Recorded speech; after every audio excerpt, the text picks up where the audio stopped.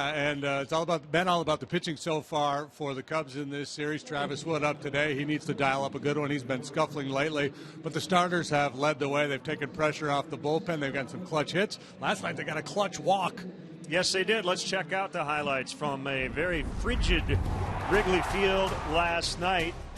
And another excellent pitching matchup. Harvey and Hamill. Jason Hamill actually left the game trailing, JD, but one of his better starts. Yeah, and he certainly deserved to win. He pitched well. He was a little struggled with his command a little bit early on, but he pitched around a jam in the first inning, and then in the middle innings had a situation where he was able to minimize the damage, hold the Mets to just one run. That proved to be critical. And you see the Mets scoring here on the ground ball. Granderson comes home. Offense, obviously, a problem in the ball game last night for both clubs. Boy, nice heads-up play here. Thinking the game. Anthony Rizzo catching Matt Harvey, not hustling down the first base line. They turn two and keep the game at 1-0. So they get into the eighth and they get in to the Mets bullpen. Carlos Torres in. Dexter Fowler, the base hit. Addison Russell, we'll hear from him in a second, scores the tying run. Ninth inning now, a struggling Jorge Soler, maybe a little over-aggressive against Jeuris Familia. He strikes out. But then Chris Coghlan, how about the patience here to take the walk? Yeah, and talking with Joe Madden earlier today, he said I was watching Coghlan to make sure he was breathing. You know, high pressure situation. Sometimes that heart rate gets up a little bit. Coghlan showed great patience, worked the walk. Cubs win, and there's that starting pitching in this series that I alluded to. John Lester solid in his start, and then Arrieta and Hamill just spectacular the last two nights. And the side benefit of Arrieta and Hamill the last two nights is that you had a bullpen that struggled on this last road trip. So you kind of helped them out too. Yeah, Joe's word is thick. He goes, my bullpen is thick today. He's got a lot of available arms out there because of the lack of work for the bullpen the last couple of nights. Addison Russell has locked down the 9 spot in the Cubs order, and he's made a fairly smooth transition from short to second. Kelly Kroll caught up with the 21-year-old second baseman. Mainly just switching levels, basically. I played shortstop my whole entire life and then played 5 games at second in the minor leagues, and then basically learning how to play second at the big league level, you know. So there's a lot of challenges. The footwork, communication between the shortstop, because I know me as growing up a shortstop, my range is kind of like aggressive, you know, and that's the way Castro is too. So you have two really like shortstops, I believe, but they have shortstop range, you know. So that's a good thing, I think. Yeah, just communication, the footwork, and knowing your angles. I think right now, at this moment, I'm settling in at second pretty nice. I'm confident. I'm not there yet, but I'm still learning, so I'm happy where I'm at right now. Do you feel yourself sometimes when you watch Starlin doing something, feeling like maybe you should be doing it? Yeah, sometimes, you know. We talk about that one day Starling mimicked Bryant, you know. I feel like I need to get on that too. You do that sometimes as well. Now, what about coming off the bat? Is that a big difference? Because, I mean, different side of the field, I would think so. Yeah, generally, me playing short, for some reason, I step with my right foot and it's kind of back. But whenever I play second, for some reason, I have a feeling I want to step across my body first. It's just a different angle, and the ball comes off the bat a little different. The ball gets on you a little quicker, so you have more time.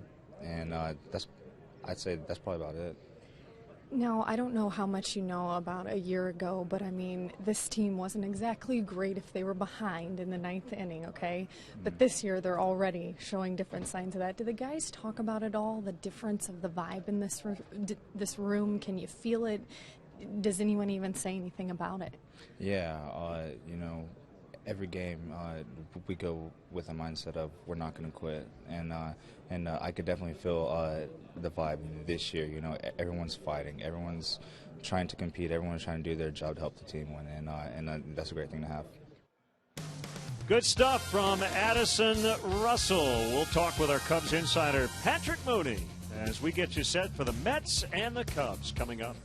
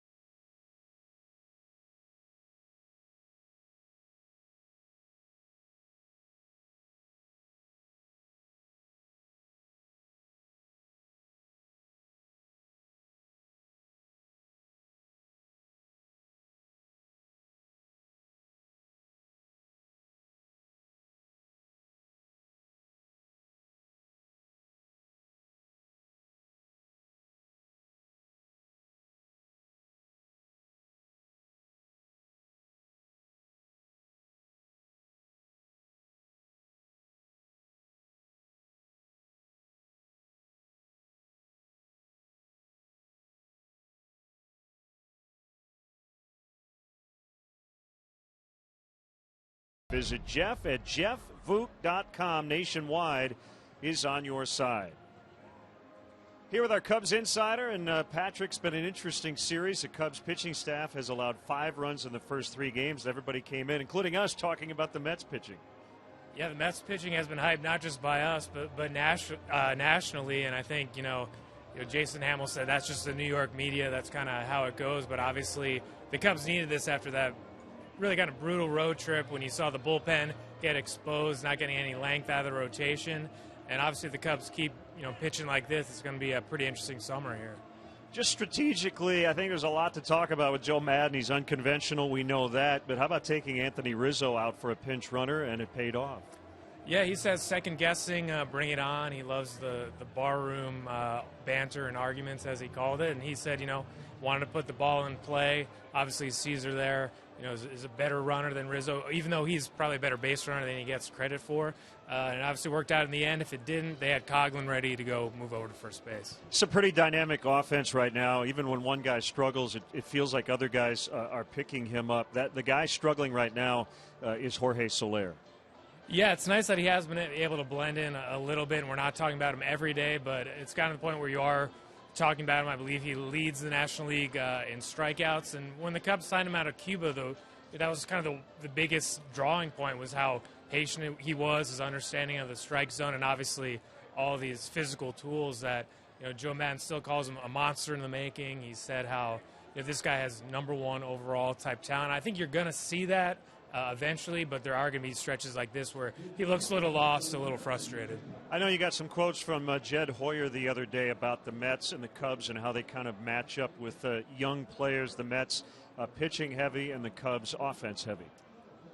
Yeah, and obviously everyone runs with Starlin Castro. That's not part of this equation, that we were talking about. The Mets, don't particularly like Starlin in terms of, just his overall game. They're kind of from like the Moneyball school, and they want a little more play discipline, a little more power. And that said, the Cubs aren't looking to move Starlin. That they're a team that they think they're in contention. They really like the way Starlin has improved his focus defensively, and they do think he's going to get hot. And, it's the same as it was heading into this year. He's someone who made 3 All-Star teams before his 25th birthday, and I think people forget that just because they take it for granted because he's been around so long.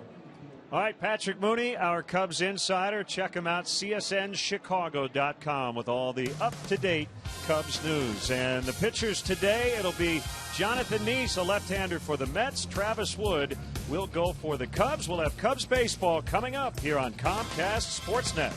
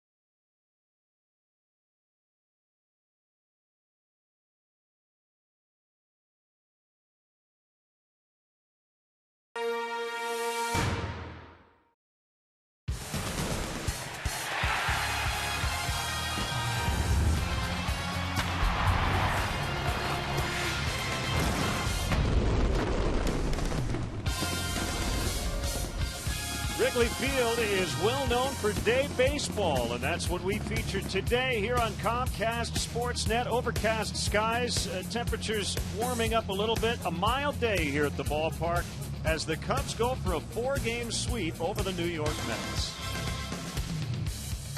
And great to have you with us, as always, Jim DeShays and Len Casper. Travis Wood will take the ball for the Cubs today. They've got an excellent starting pitching in this series, and you know he's looking for a good one. The last two on the road, not so good. Yeah, it's been a tale of two cities for Travis Wood this year. Cities being Chicago and every other city at home. He's been really good. He's only pitched twice in this ballpark this year, once against Cincinnati, once against Pittsburgh, but really good 7 innings each time. He won them both with a 1.29 ERA. He pitched twice on the last road trip, once in St. Louis, once in Milwaukee, and really struggled. So he needs to get things turned around. In those 2 games here in this ballpark, he was very aggressive with his fastball. Through strike 1, pounded the zone, fastballs early. Let's see if he can get back to that here today. We'll look at some more of the numbers on the opponent today, Jonathan Neese. But interesting to note, JD, of all their starters, he has the lowest ERA. Yeah, 4th best in the National League, 1.95 ERA for Neese. He's like Wood in that he's a finesse pitcher, but unlike Travis Wood, he's much more of a ground ball type pitcher. All right, lefty day here at the ballpark as we wrap up this series. The Pirates come in for the weekend starting tomorrow. The Cubs go for the 4-game sweep next.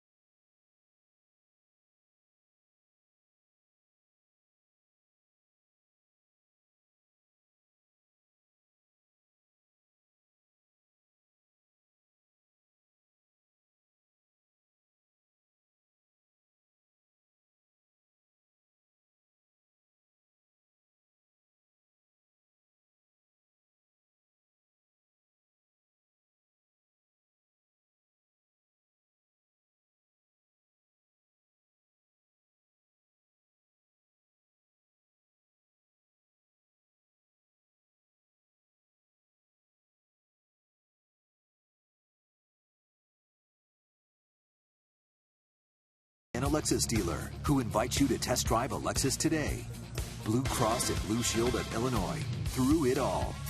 AT&T Uverse. Find out what's possible with AT&T. Call 1-800-PIG-ATT. Mobilizing your world. Ford. Check out America's freshest lineup at your local Ford store or at localfordstores.com. And by Southwest Airlines. Book your low fare now at southwest.com. Welcome back to beautiful Wrigley Field, where the Cubs last swept the Mets in a 4-game series in 1992. It's been a while. Mets lead now in the National League East is down to just a game and a half. Cubs are 5 games behind the Cardinals, who continue to struggle offensively in Cleveland. Trevor Bauer shutting them out into the 7th, 1-0 Indians. As they play that game late, only 4 hits for St. Louis so far today.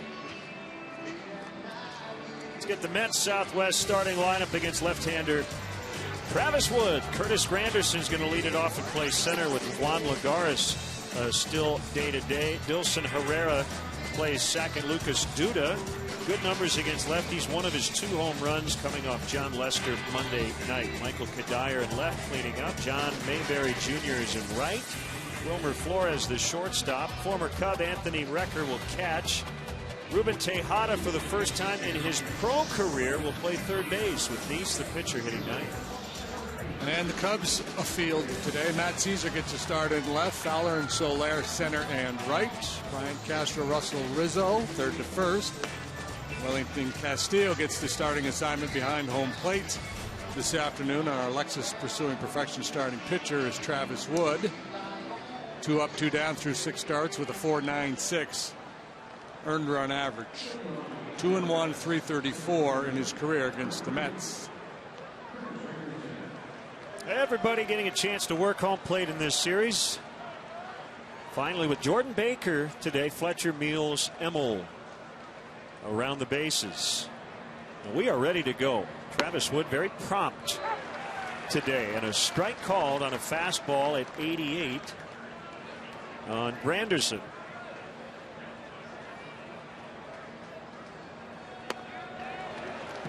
Could not hold up. 2 strikes.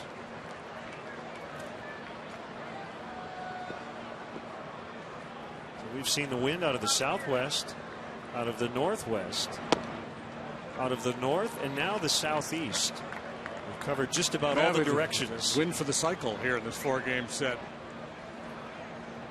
So appears to be a helping wind to left field. Keep an eye on that. Travis Wood, an extreme fly ball pitcher, so he'll be trying to keep that ball away from the right-handed hitters.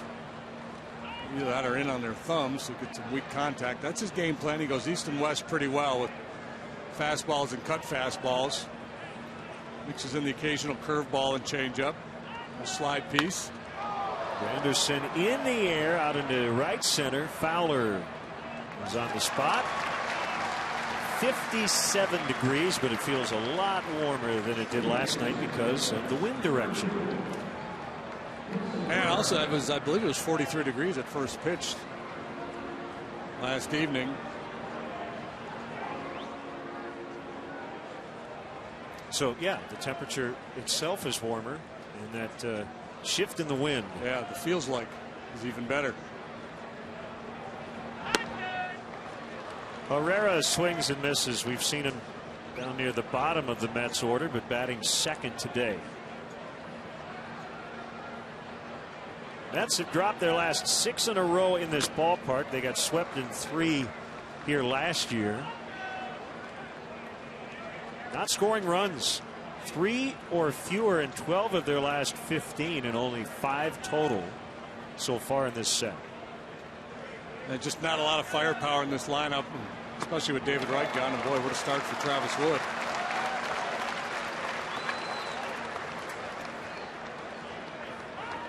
Had that long winning streak earlier and been really good in their home ballpark. Struggled on the road. They had a 10-0 homestand. So now Lucas Duda batting third today. 4 for 10 in the series, and he fouls out of play.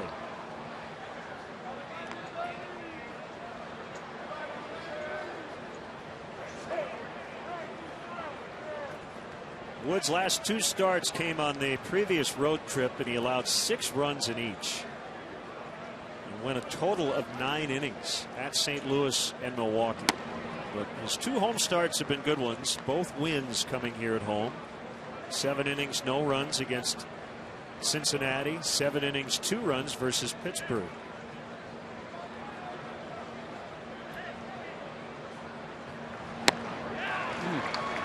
Cutter there, yeah, and you look at his pitch selection in those 2 starts here in this ballpark. He threw fastballs much more frequently than he did in his road starts. I don't know if that's just the way he was feeling that given day, if it was because of the lineups he was facing. Maybe the wind was blowing in here and he felt more comfortable attacking. Short center, and it'll drop in front of Fowler. And Duda will have a 2-out single.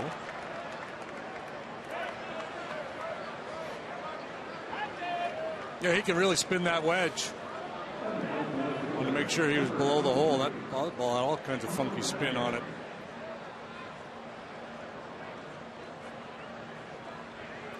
Michael Kadire, the left fielder. Still searching for that hot stretch.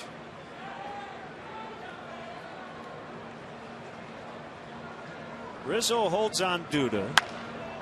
Kadire swings at the first pitch and sends it in the air to right, where Jorge Soler will put it away. The Cubs will come to bat in a scoreless tie, just getting started here at Wrigley.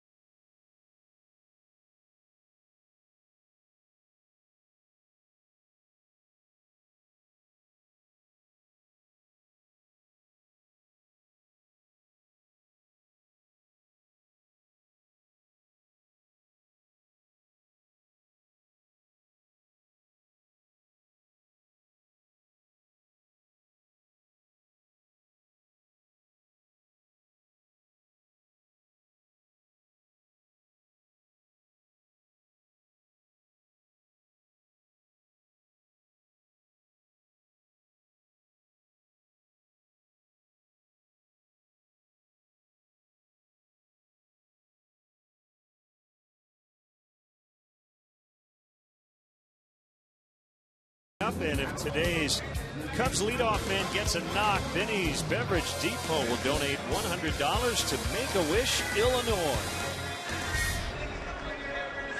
Let's see the 9 in the Cubs Southwest starting lineup. Fowler, Rizzo, Bryant at the top. Chris Bryant hitting third for the second time in his young career. Castro, Castillo, Soler occupy the middle. Caesar, a rare start at left. Wood and Russell to round it out.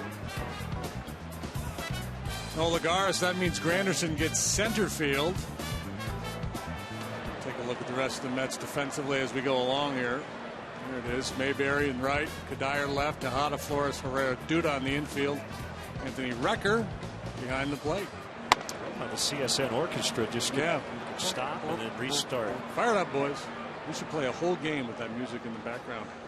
And the Lexus starting pitcher for the Mets today, Jonathan Neese, the crafty lefty. Fowler sends one in the air, and Mayberry on the move makes the catch. Nice running grab by John Mayberry.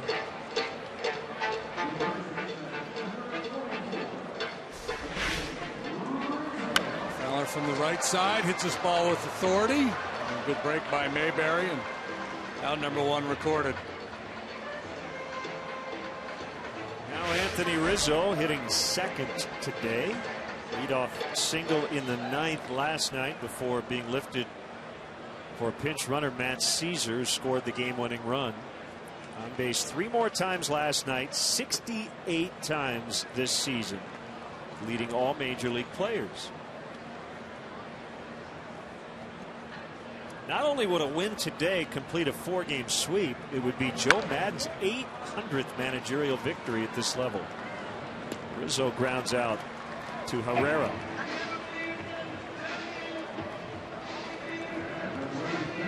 Twice the interim manager of the Angels, 754 wins with the Rays, 18 and 15 to start his Cubs career.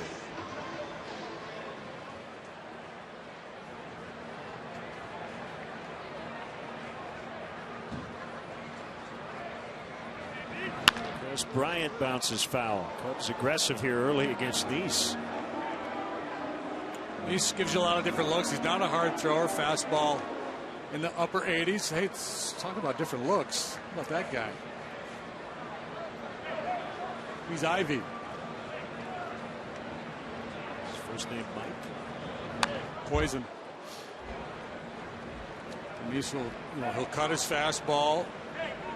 Good curveball, real good changeup. And he's getting ground balls at a much higher rate this year than he ever has before. Cutter in on the hands of the right-handed hitters, gets a lot of ground balls with his curveball. That's from Defiance, Ohio, 7th round pick, 2005. Debuted at this level in 2008. Despite that 1.95 ERA, he's kind of flying beneath the radar. So much attention put on Matt Harvey, understandably so.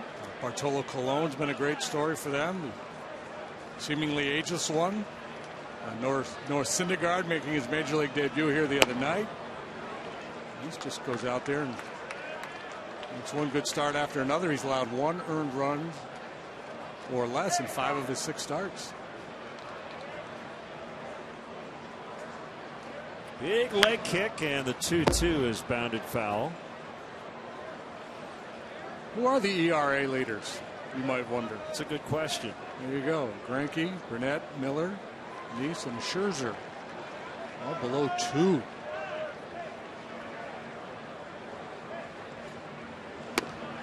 Swing and a miss, strike 3, and Neese makes quick work of the Cubs in the first. 0-0.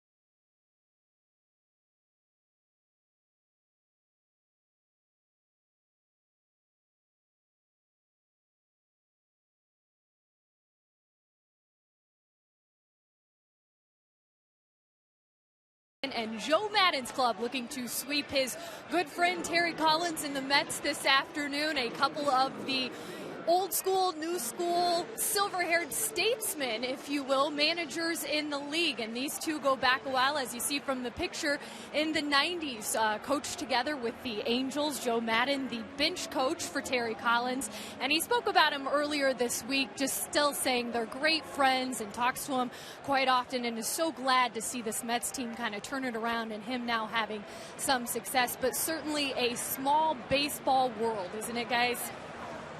Yeah, it is. And Joe, it seems like every team we play, there is some sort of personal connection. As John Mayberry Jr.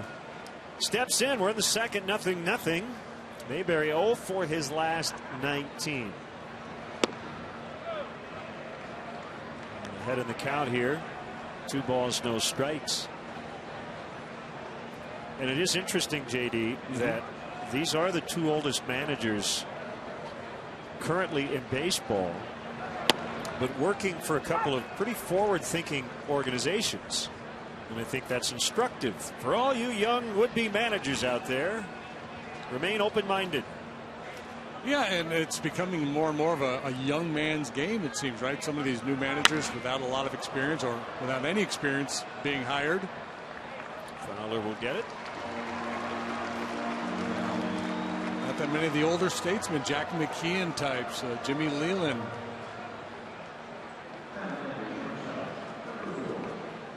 Those kind of guys. Not as many of them around. Well, you know, Bruce Bochy, pretty progressive guy. Evolve or die. Yeah, right. Survive. Will you be my hero? That's from a TV commercial. 1-0 on Flores. By the way, you got your collar figured out yet? No. There's some concerned fans watching. No, just see, we got this. It's a double. This thing is too flappy for whatever reason, and then just didn't work. It looks awkward.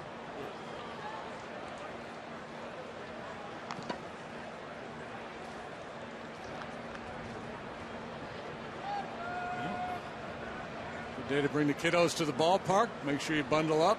It's a Cub fan for life right there. 1-2 on the way. Another ball in the air. Caught by Russell.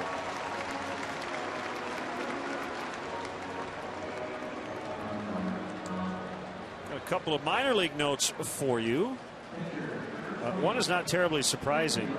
Billy McKinney is moving up a level with West Darville. So they go from high A Myrtle Beach to double A Tennessee. And how about this kid, Gleyber Torres?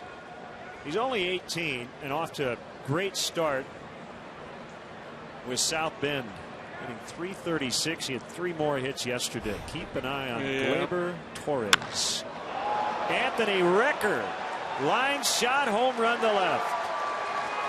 The ex-Cub burns his former team. He wasn't a Cub for very long. Only 9 games in 2012. Only started this series and making an impact.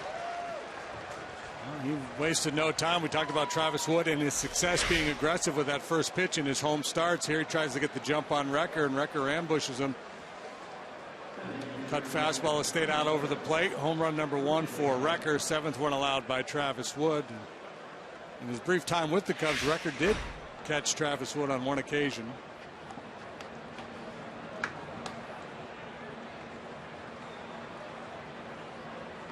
So Recker was 3 out of 17 before that home run. So his first homer, first RBI.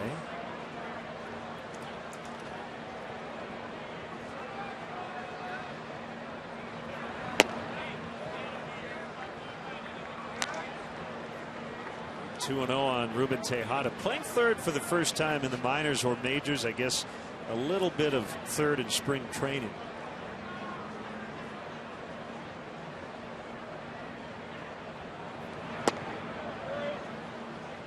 Now ball 3. Was that a Kate Upton commercial you were referencing? Yeah. Okay.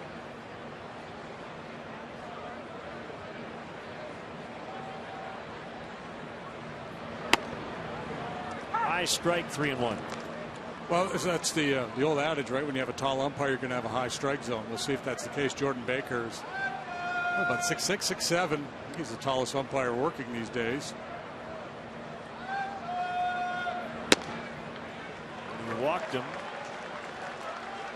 We'll bring up the pitcher, Nice, who's 3 for 11 to start his season. That's frustrating walk there. You can see the look on the face of Travis Wood. He's not happy about it. Tejada, not a dangerous hitter. You want to be aggressive with him and have Nice leading off the next inning.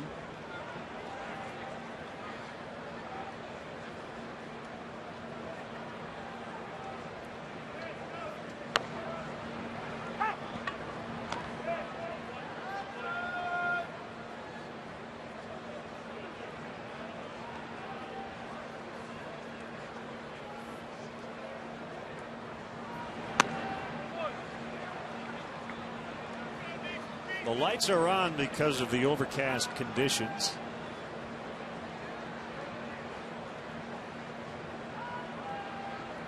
Comfortable day here at the ballpark. Light jacket weather.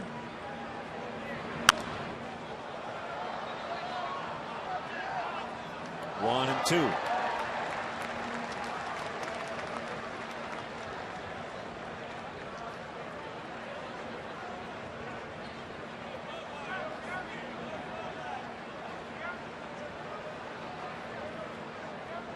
Pitch.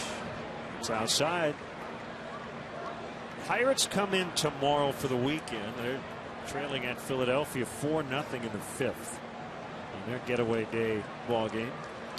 Hey, that must be an advanced scout.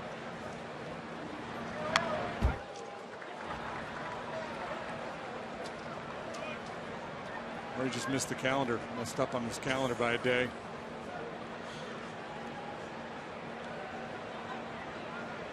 Hendricks locked tomorrow. Lester Cole on Saturday. Arrieta Burnett on Sunday. He's gone full now on the pitcher Nice. Anthony Recker with a 2-out homer. The walk to Tejada.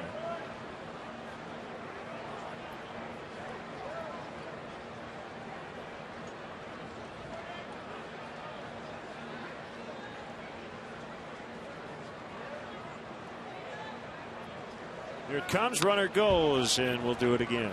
So, I'll have to get some video to corroborate this. It looks to me like Travis is working further to the first base side of the rubber than I'm used to, and maybe just the way he's coming set. You know, he always kind of closes off, but in that last one, he really had that front foot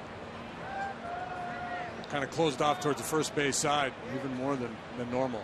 And I could be all wet. It could be just my mind, but that's what it looks like to me. This will be the 8th pitch of this at bat. Called strike 3 to end the inning. His second punch out. Record with a home run. It's 1-0 Mets. Some good eats here at the ballpark. We'll be back.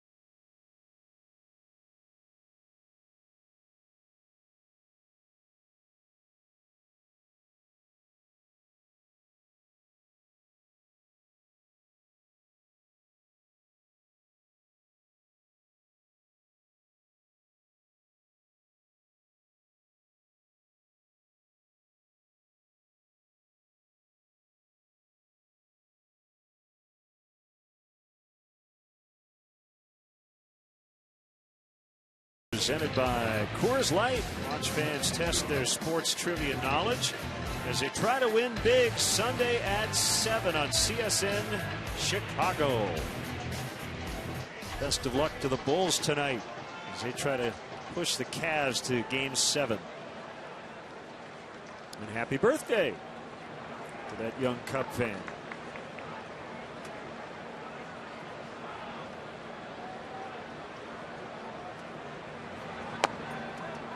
Strike called on Starlin Castro. Gleyber Torres had 2 more hits today. Batting now .339.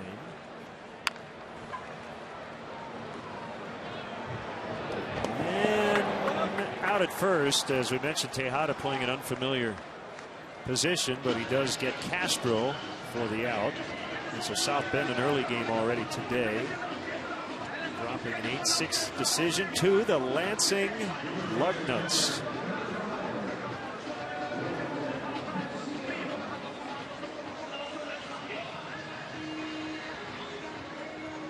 That's a good name, man. Lug nuts. Yeah, great logo too. The scowling lug nut.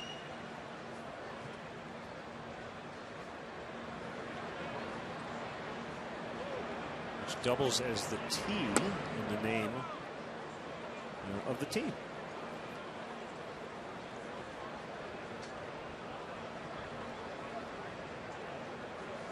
Wellington Castillo hasn't played a lot. This is only his 7th start. He's 1 out of his last 12, but that dates back to April the 28th.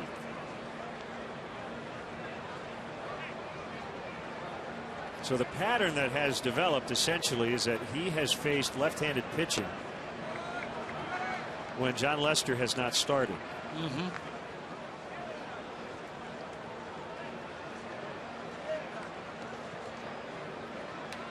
And has been one of the top pinch hitters when he hasn't been in the lineup. Yeah, and there's value obviously. It could be because he is good against left-handed pitching. Just the fact that Joe Maddon has that third catcher, it gives him options in terms of pinch hitting and pinch running and things of that nature as he manages his way through a ball game. So even though the number's not good for Castillo, he's provided some value in a limited role. You got to hang in there and make the most of your opportunity and try to press for more playing time just based on your performance. Full count offering. He's popped into center. We've seen a lot of lazy fly balls here early.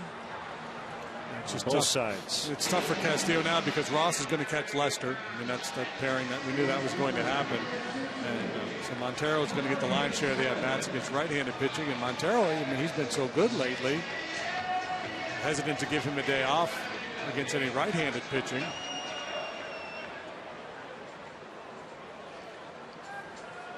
Now Soler, the right fielder, batting 6th.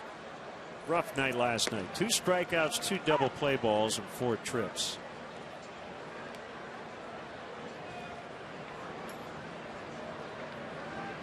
He does lead National League rookies with 35 hits.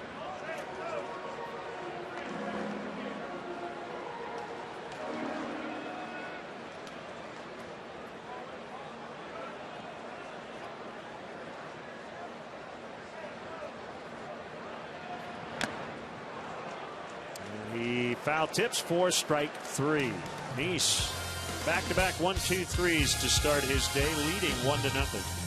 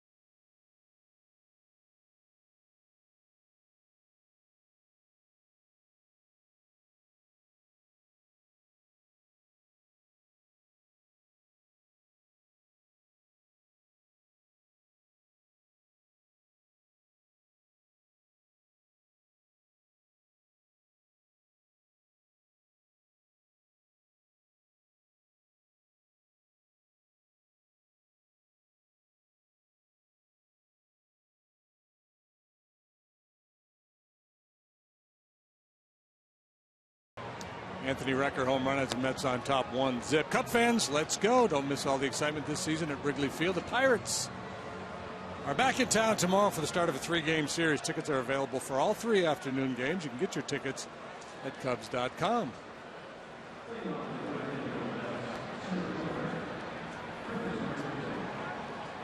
Curtis Granderson, Southside Chicago native.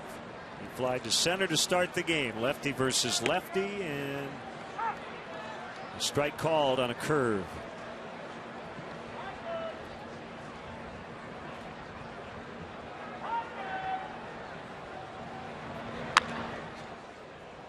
Ground foul past former Cub Tom Goodwin, Mets first base coach.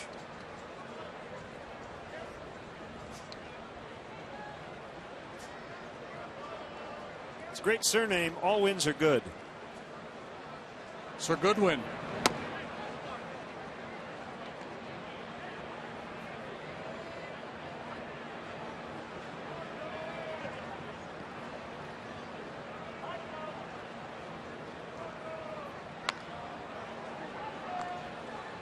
Travis, 28 years old, second round pick of the Reds in 05. Bryant, Arkansas. Debuted with Cincinnati against the Cubs July 1st, 2010, and was really good. 7 strong innings. Another foul by Granderson. And he's been really good against his former team, and throughout his career with the Cubs, he's been awfully good against that Cincinnati ball club.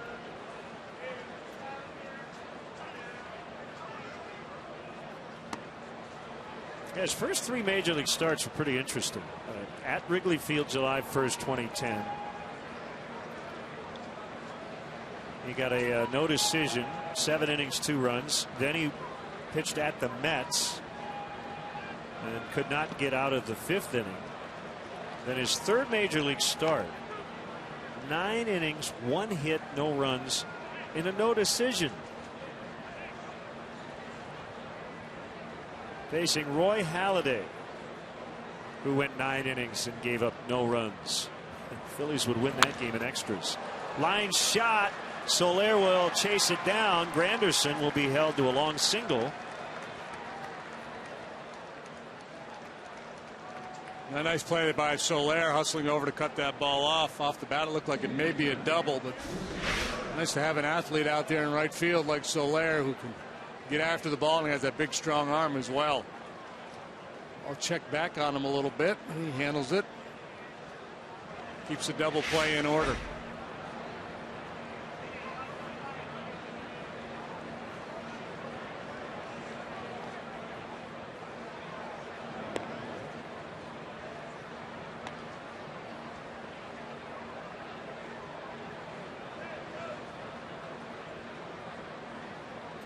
In that 3rd career start, Wood actually had a perfect game until giving up a Carlos Ruiz hit in the 9th inning.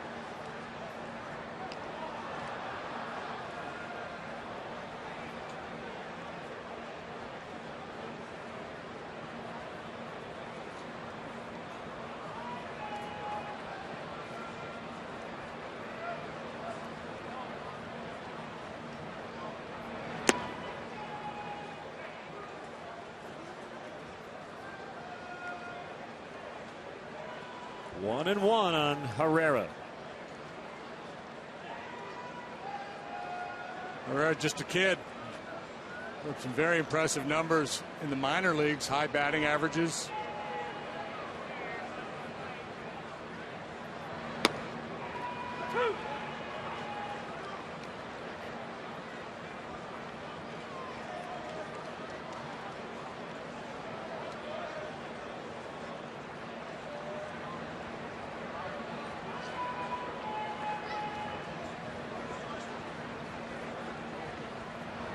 Two is a little bit wide.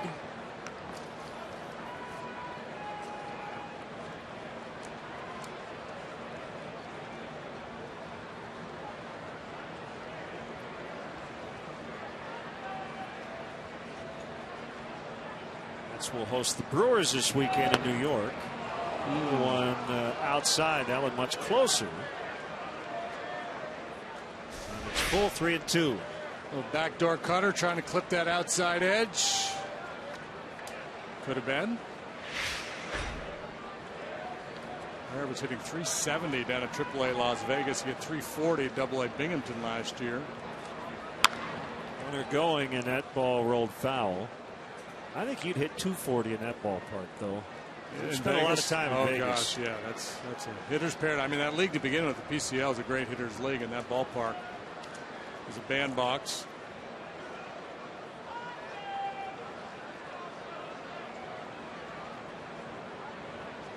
Anderson not running this time, and the ball is popped into right field.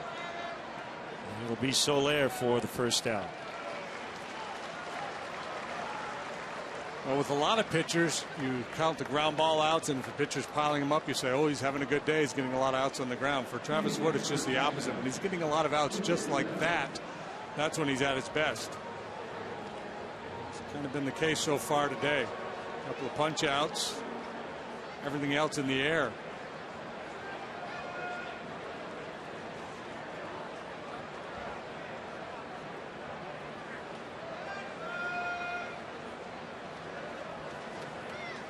One out in the inning. And a strike on Duda. So we look around baseball. Nobody has won more than 3 in a row. Cubs on a 3-game win streak. So are the Angels.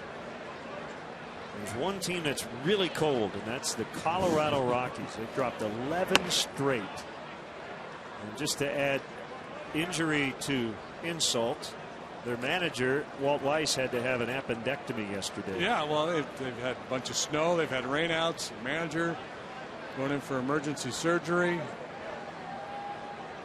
They got a pretty good start. Remember, hey, maybe the Rockies are better than we think. Nope. Now the Troy Tulowitzki rumors are starting to bubble up again. He's been connected, those rumors, to the team the Cubs are playing today. Apparently he was going to have a meeting with his agent yesterday. Talk about whether he should ask for a trade or not.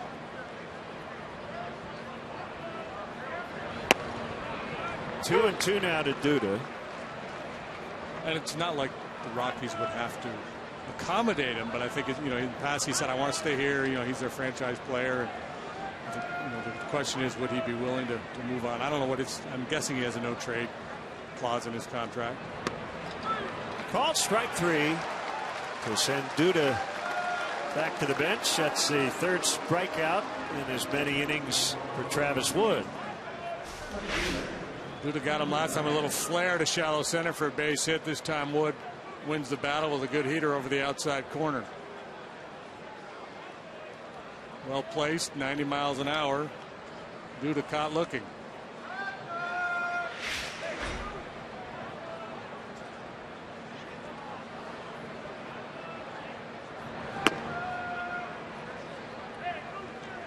One and 0 on Kadire.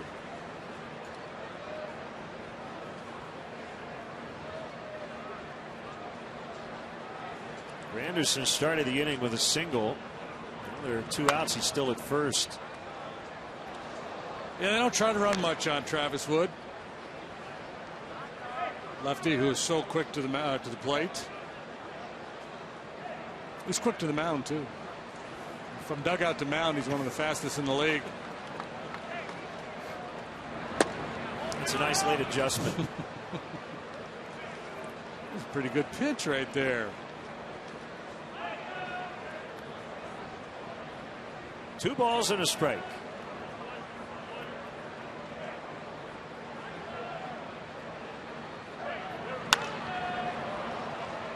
Soler coming on, and that will do it. Leadoff single, no runs. Bottom 3. Mets 1, Cubs nothing.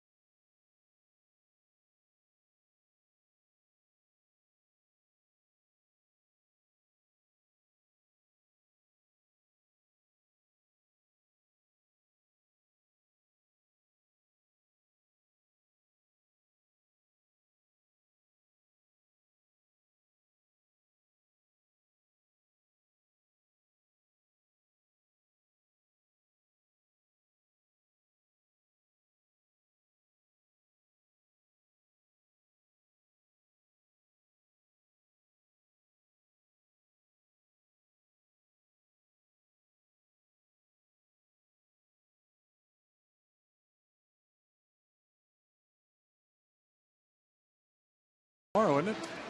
No, it's Saturday. Today is Thursday. Yeah. Anyway, Cubs play the Pirates at 3:05, and if you're one of the first 20,000 fans, you're going to take home a reusable tote bag presented by the MLB Network. For more information or to purchase tickets, visit Cubs.com. Yeah, I'm a little messed up too. Yeah. Today feels like a Friday. Matt Caesar bounces back to the mound, and Nice will throw him out.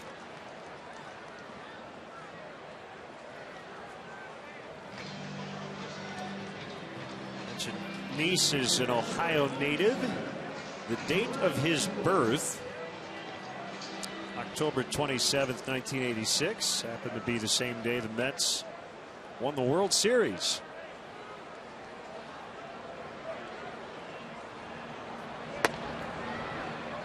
Not too many people know a lot or remember much about Game 7 of that World Series, and it's funny how that has played out a lot in baseball history. It's Game 6. It tends to be the crazy one, right? That was the Buckner error game, of That course. was the Buckner game. What was Game 7 all about? I don't remember. I don't either. I don't have any details. I'm just saying. See, you're just proving the point that we don't Proving the remember point. Game 7. It was 8-5.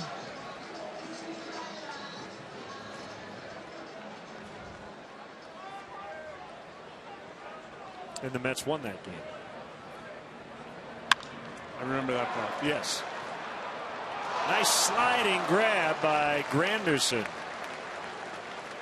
to rob Russell of a hit. It was McDowell over Schiraldi in that one. Nicely done by a guy who normally plays right.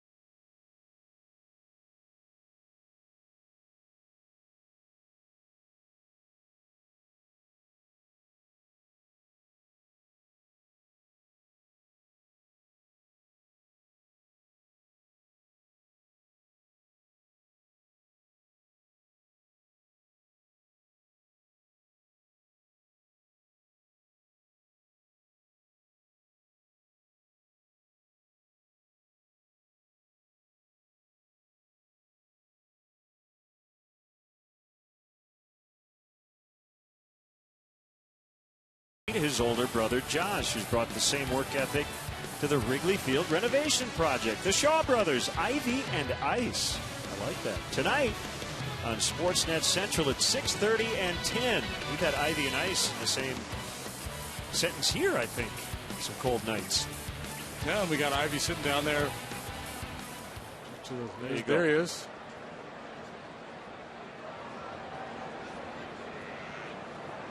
Looks like he needs that Ivy on top.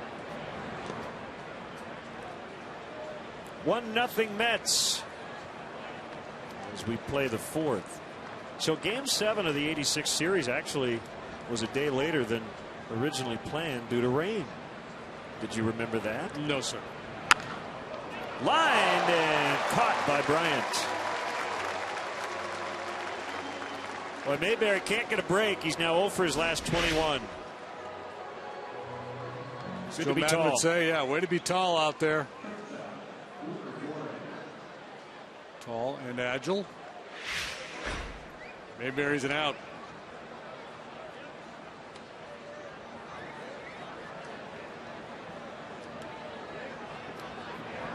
You know who would know a lot about Game 7?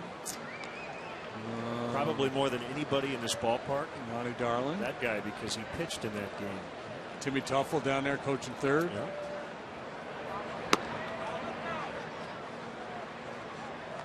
We don't really remember much about the gold medal game in the 1980 Olympics. We remember the miracle on ice. We remember Carlton Fisk's home run in the '75 World Series, even though the Red Sox didn't win the series. We remember that iconic home run. Chopping it fair going down the line. Yeah. Somebody should write a book about Game 6. You could probably make it in other sports too. So there were some big Game 6s. Yeah. Well, we lost to the Mets in Game 6 of the playoffs in the division series, or the LCS, excuse me, in '86. Some calling it the most exciting game ever, the 16-inning game. Right. That was in Houston, correct? Yeah. Flores punches this one foul. And Mike Scott all lined up to go in Game 7. Had a 3-0 lead going into the 9th. Mets rallied. Went on to beat the Sox, though. Maybe they were a team of destination, as Charlie Kerfeld would say.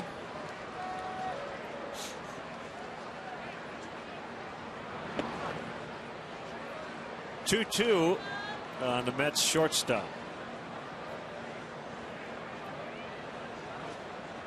And a bit of a, I don't know if shortstop controversy is the right term, but the debate in New York the last couple seasons, Tejada versus Flores, or should they go outside the organization? Another ball squared up, and it will go. It's 2-0 Mets on a couple of solo shots. Recker in the second, Flores here in the fourth. That little surprise party down towards the bottom of the Mets order. Flores does have some pop. He homered here the other night. That's number 5 for him this year. He finished strongly for the Mets last year, and that's kind of why he was the leading candidate to claim that spot this season. He's gotten off to a slow start. But, there's some pop in that bat. Ford home run replay for the second time today.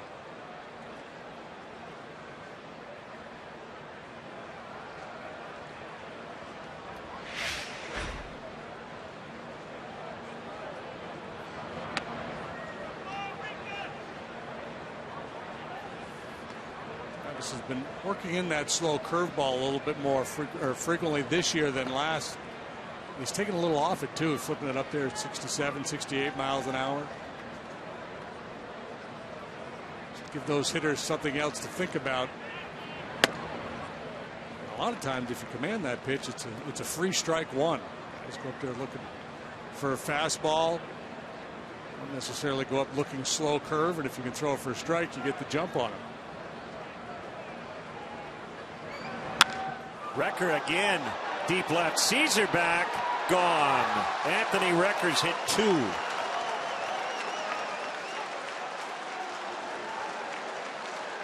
Yeah, the old adage is that solo home runs won't beat you, but if you give up a bunch of them, they sure will. And that's the third one today for the Mets.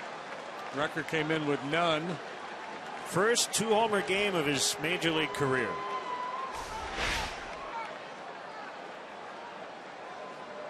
Well, that's just too tasty a pitch on a 2-0. Yeah, just too much to the plate. It looked like he was trying to turn something over to get it to run away. Just didn't get the movement he wanted.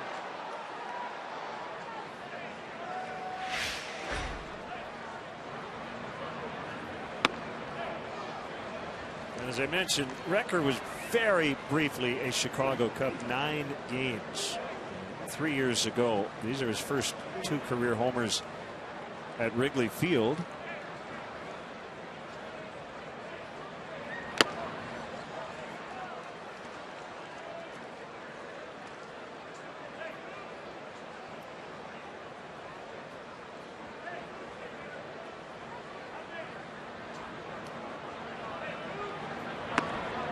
First Met to hit 2 in a game this season. Anthony Recker. Wouldn't be your first choice, would it? He doesn't play that much. That's number one. But probably say Duda or Dyer, Granderson. Swing and a miss, strike 3. Let's check in with Kelly Kroll. Well, guys, prior to those long balls, we saw some nice hops out of Chris Bryant there at the hot corner. And I know John Lester taking it in here on the top steps of the dugout. He got to see it the other night down at the knees. Chris certainly flashed in the leather. And he said after the game, that's what's impressed him most. Not his hitting, his defense over there at 6'5". You know, he said, I wasn't sure coming in. But one of the things Lester went on to say was that when he made it up to the majors, he said, I was naive to the game of baseball. And it's incredible to him, these young guys here with the Cubs organization, how much they know about the game of baseball. And he said it's a credit to the organization, but certainly liking the defense out of number 17 here today. And I think, Kelly, it's a rarity to have 21, 22, 23-year-old kids who do have the aptitude that these prospects have. Yeah, well, because usually those guys are in the minor leagues until they prove that they can play the game and not just hit the ball and catch the ball, but have an understanding of how to play the game in terms of positioning, base running. Some level of baseball IQ is needed. And a tough go for Travis Wood. He's allowed 3 homers. They have been solo shots. Cubs down 3-0 in the 4th.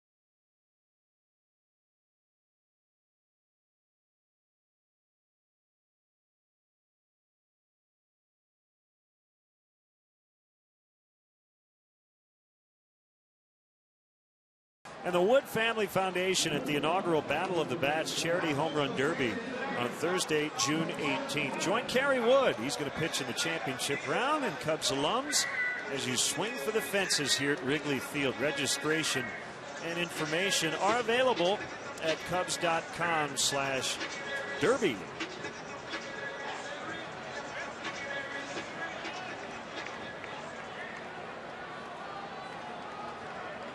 John Neese with a sub-2 ERA. And he has hit the Cubs, hasn't given up a base runner through 3 innings. So second time through now.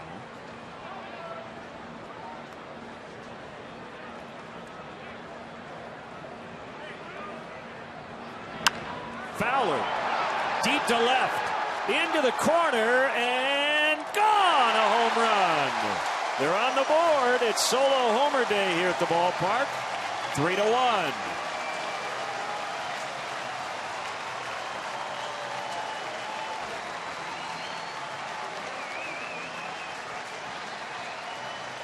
Nice response here to get things started in the bottom half of the 4th. Fowler has been better from the right side of the plate in his career than the left. Provides a little spark for the Cubs. Got the hands pulled in as Neese tried to crowd him with that cut fastball.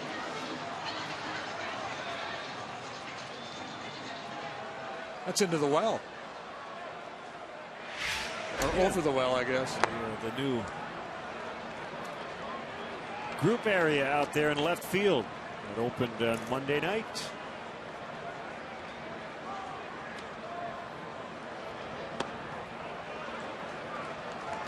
2 balls, no strikes on Anthony Rizzo.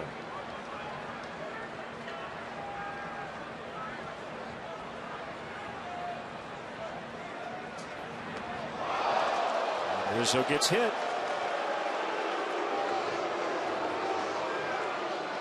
For the 10th time already. No, his knee is in the strike zone when he picks up his front leg. I mean, he's just giving Neese nowhere to go. Basically daring these pitchers to come hard in on him.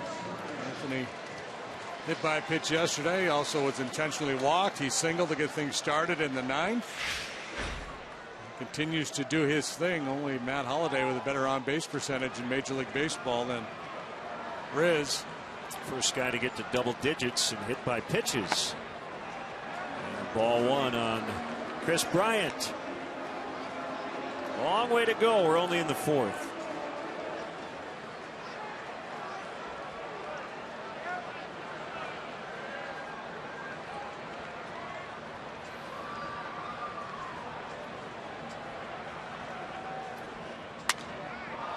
Popped him up.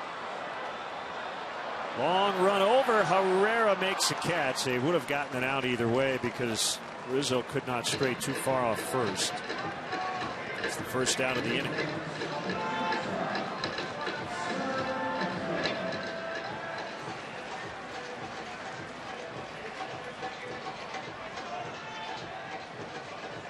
Here's Castro.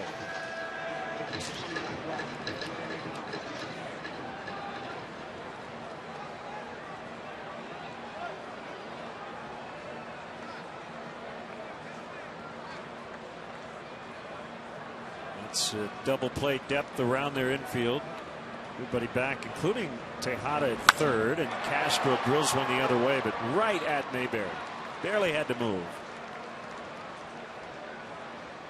Good swing. Too bad Castro didn't get rewarded. If he continues to do that, he will.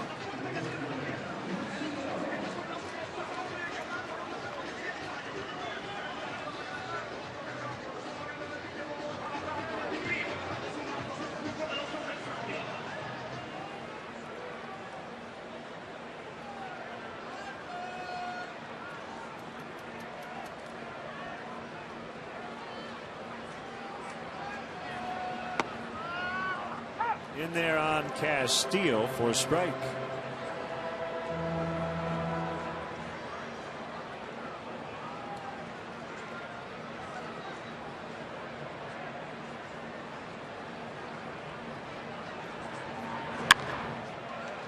Hard on the ground to the shortstop. Flores will flip to Herrera covering second. Fowler with a leadoff homer.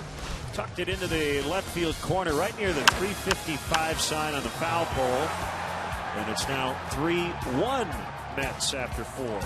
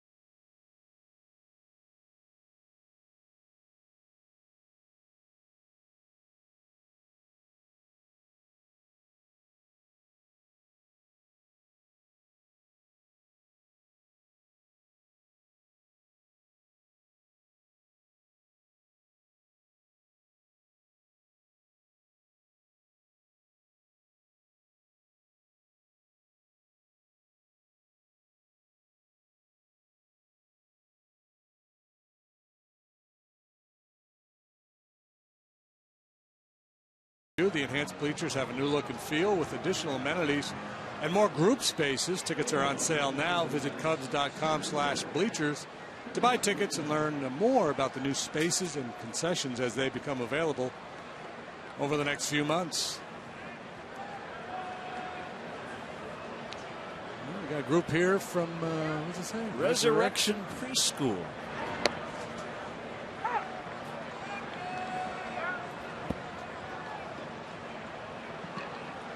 Well, that's a tough assignment, bring a bunch of preschoolers to the ballpark.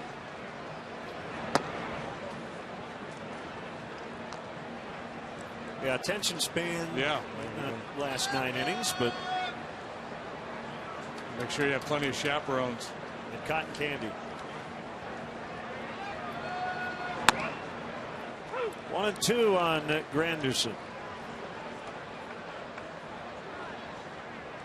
Yeah.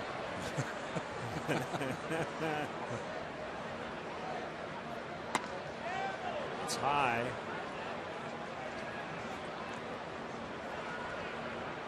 We're doing a head count every 4 minutes.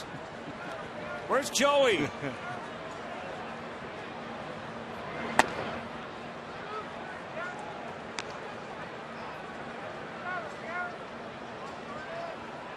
Full count, 3-2. Dilson Herrera's on deck, then Duda. The pitch. Chopper just inside the bag to Rizzo for the out.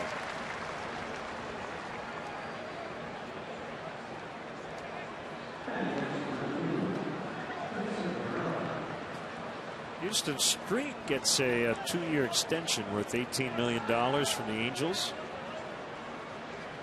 So signed through 2017.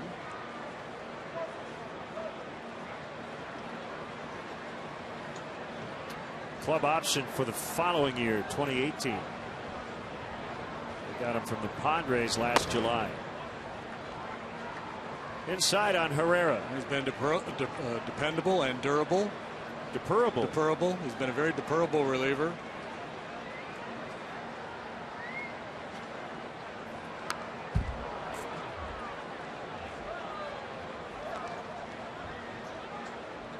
Jonathan Papelbon has become the all-time saves leader with the Phillies. He's passed Jose Mesa with number 113 last night. Again, the Phillies are leading the Pirates again today, 4-0 in the 8th. He's also the Red Sox all-time save leader. Cardinals with 2 in the 8th on a Matt Carpenter home run. They lead at Cleveland 2-1. Now in the bottom of the 9th.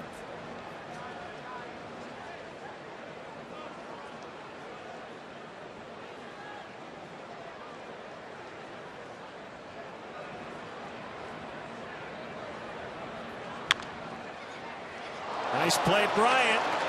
Throw to first. Late. Great effort.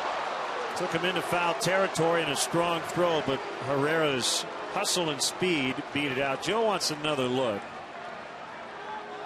And he will not challenge, I don't believe. Nope. Bryant getting extended to the backhand side, and what's impressive is for a big guy how quickly he's able to get to his feet. Strong throw, but Herrera beats it for an infield knock. Chris Bosio will come out to the mound, and Jason Mott just grabbed the ball and is ready to get loose in the Cubs bullpen. Yeah, just the 5th inning. Wood has been mostly good today. He's gotten hurt with those long balls, of course, but Roy Neese is going along. Joe Madden wants to make sure he's ready to put down any kind of an uprising here in the 5th inning. Bosio with the visit gives Mott a little time to crank it up. JD, how do you get to Wrigley Field? Practice, practice, practice. Well, the Cubs suggest the use of public transportation. Or for bike riders, use the Cubs Courtesy Bike Check, located near Clark and Addison. For drivers, the Cubs provide free parking and shuttle service on night and weekend games from 3900 North Rockwell. For details, visit Cubs.com.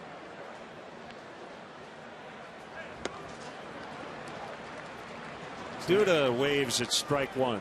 And as a pitcher, when you get either the catcher or the pitching coach come out and you know they're doing it just to buy time to get somebody up to the bullpen, you get a little annoyed. Okay, let's go. We're good. Let's wrap this up and move on. I've got this.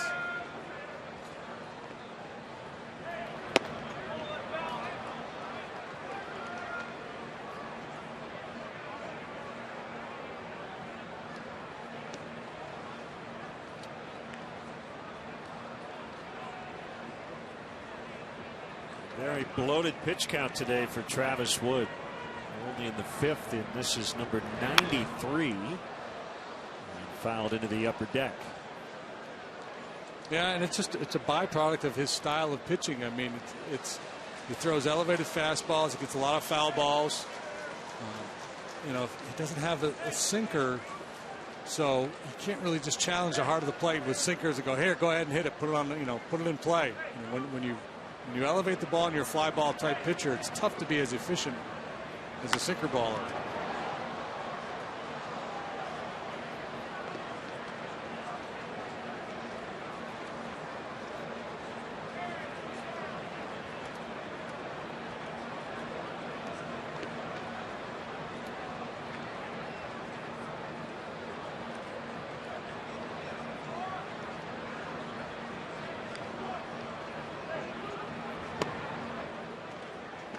Runner holds as that ball squirted out of the glove of Castillo.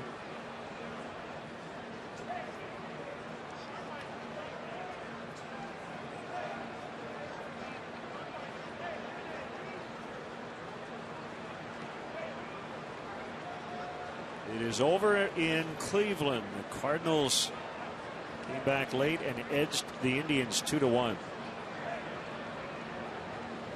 Go to 24-10. Drop the Indians to 12-21.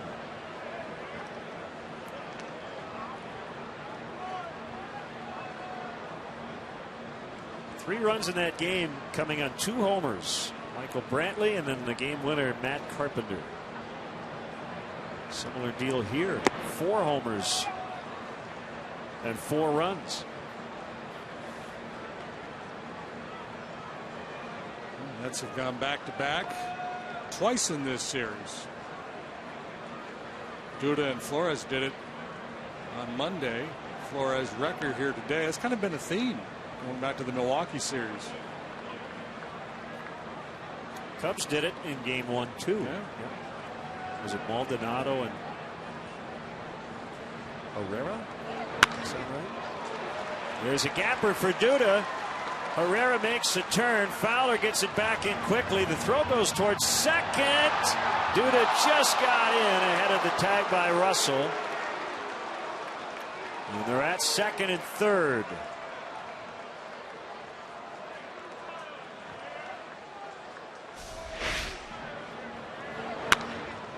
Duda with a good swing here, leans on this one to the left center alley, cut off by Fowler. Instead of throwing the ball to the cutoff man Castro, he takes a shot at Duda at second base, and it was relatively close. If it's online, they have him.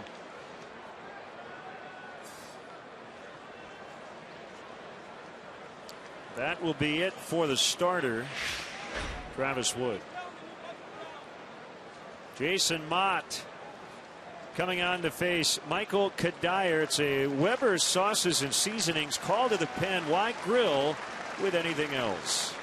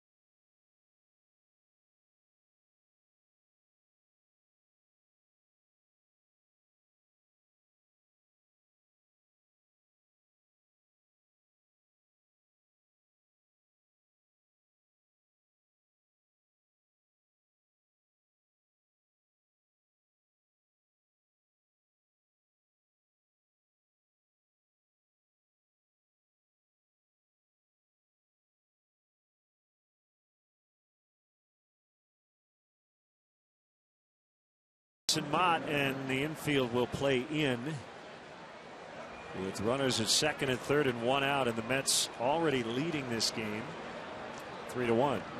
Big opportunity for Jason Mott to come in here and shut the Mets down, prevent these runs from scoring, keep it a 2-run game.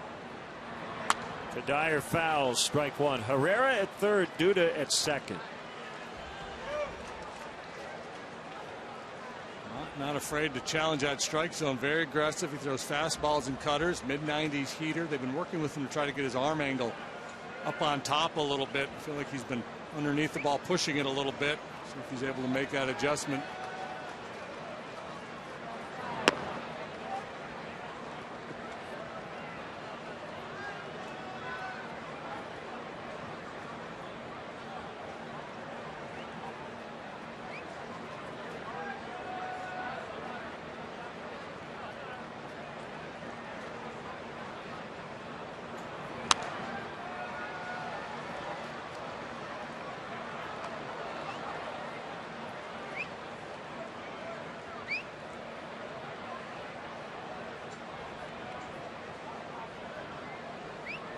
The seventh in Detroit. Tigers leading the Twins 8-1. They've got 14 hits today. Miguel Cabrera with his 7th home run.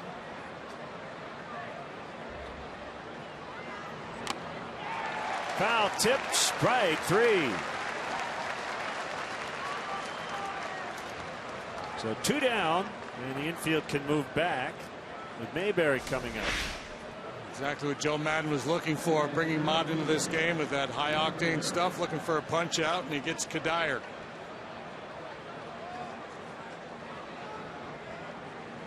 Still able to hang on. Big out.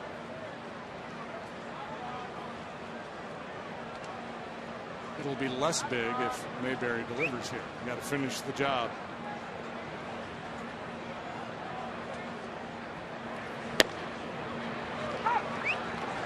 That works. 96 at the knees.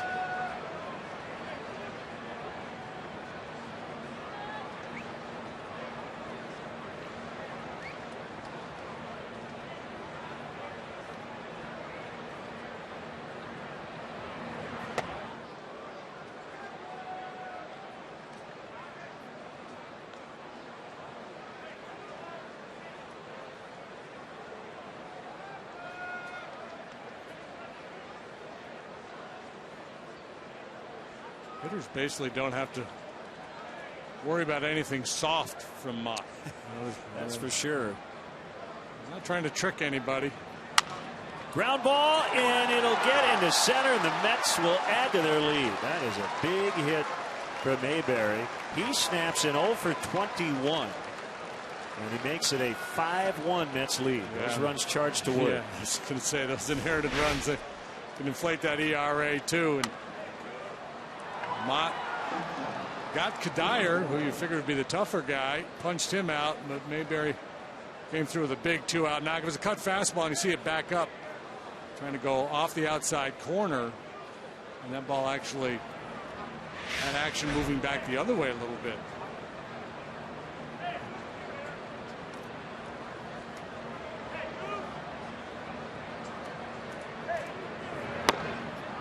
What would you say Mayberry was? What for his last? He was 0 for his last 21 before that base hit. Now remember, he lined hard to Bryant in his previous at bat.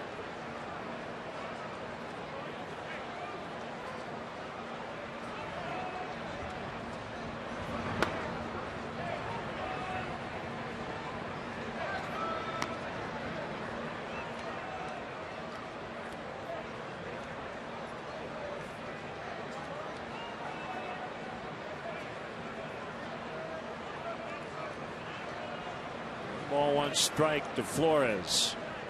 2 homers in the series. Mayberry runs, Flores fouls.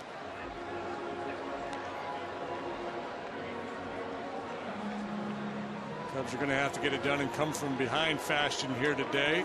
A lot of dramatic wins. 5 of their last 6 wins have been by 1 run.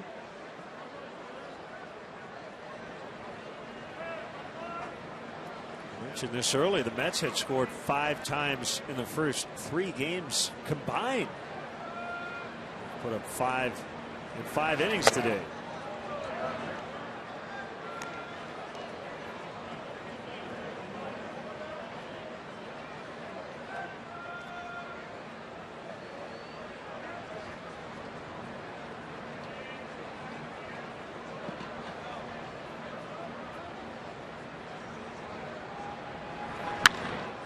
Line and caught by Russell. That will end the inning.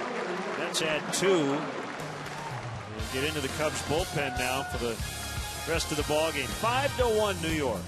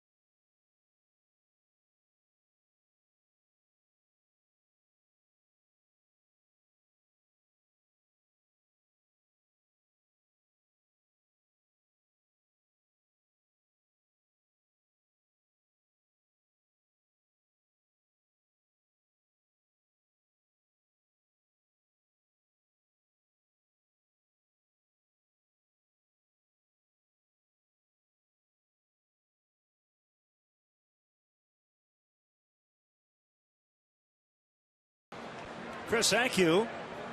Yeah, you're right. 5-1. And trailing John Neese has been terrific in 2015.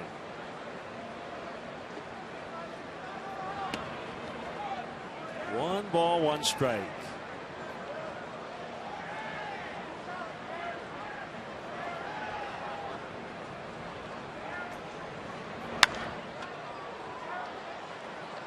Will just get out of play behind the Mets bullpen. We've seen 4 balls fly out of here today. Wind pushing things out towards left field. So battle gets the base runners. Somebody pops one. You're right back in this ball game. Edwin Jackson cranking it up.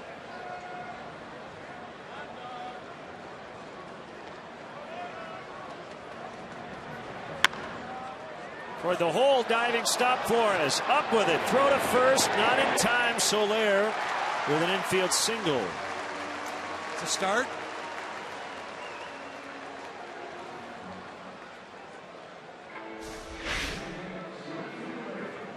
Flores doesn't have great range. He makes a nice play here on the backhand side. A noble effort.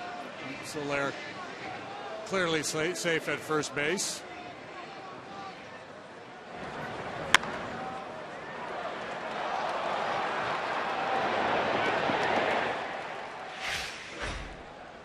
Nope, I'm not drawing that charge. Matt Caesar puts a charge into this one. Back toward the wall and right at the base of the fence. Soler's going to be sent. Here's a relay throw to the plate. He is saved. RBI double Matt Caesar, 5-2 now. Pretty aggressive send by Gary Jones there with nobody out in the inning, but all is well that ends well as Soler is able to beat that throw home. And Matt Caesar getting a rare start.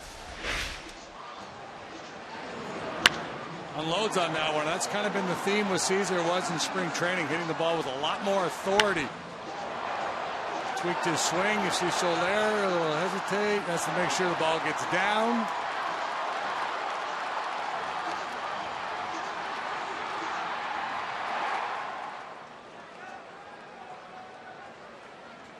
David Ross will bat for Mott.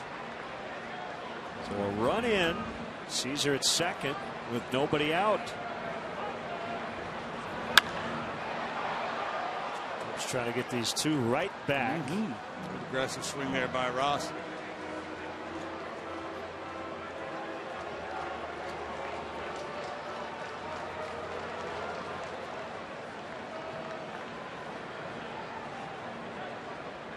Talking to Soler in the dugout there about his base running in that play. Ross to third. Caesar's now going to head to third. Ross is out. Nice base running by Matt Caesar.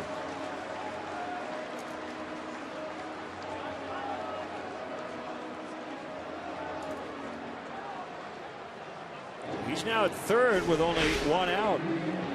A good read here by Caesar with the third baseman Tejada charging that ball. He's got to make that long throw across the diamond. He can't afford to really look Caesar back. If he does, he's not going to get to play at first. Infield will stay back with a 3-run lead and get an RBI opportunity here for Russell. But to get back to Soler, he doesn't need to be breaking it down there between first and second. If Granderson's able to run that ball down and catch it in center field, that's going to be real easy to get back. Yeah, you should be able to pretty much get all the way to second base, right? Yeah, just kind of cruise on in. You don't want to stop your momentum. You don't have to stop and go the way he was. That'll get a run in. Flores, high throw, safe at first.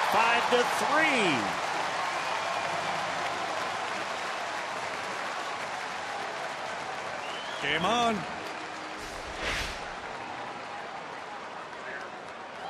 Flores sets up, unloads, but it's high. Russell gets an RBI. It's an error on Flores. It's a 2-run ball game once again. Two good swings by Russell today. Lined out to center last time and hit the ball pretty well that time. Here's what I'm talking about. He's kind of slowing down, breaking it down. He could have gone past the bag really and still gotten back to first base with a catch out there in center field. Fowler shows bunt and then takes ball one. Nobody's cheering harder than the third base coach on a send like that. Come on, baby. Beat that throw home. Don't leave me hanging.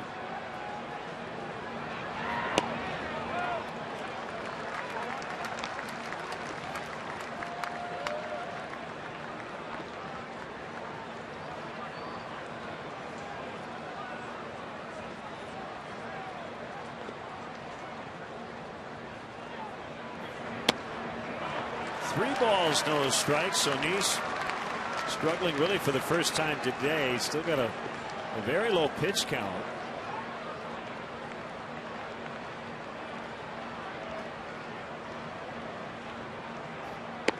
And ball 4.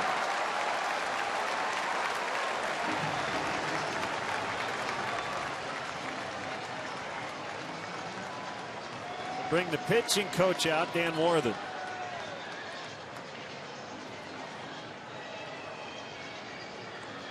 Nice did not make a pitch from the stretch until hitting Anthony Rizzo with a pitch last inning. He retired 9 in a row to start the ball game. Then Fowler hit the home run.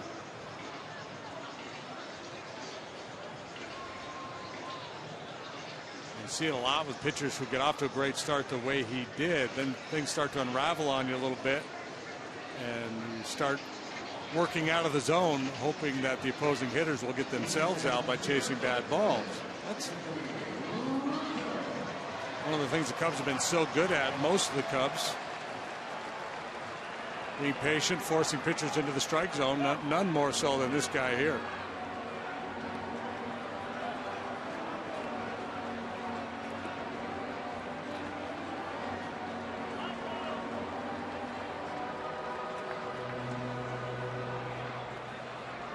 Russell now at second. Tying run is at first. That's Dexter Fowler. Things have changed pretty quickly here. And strike one to Rizzo.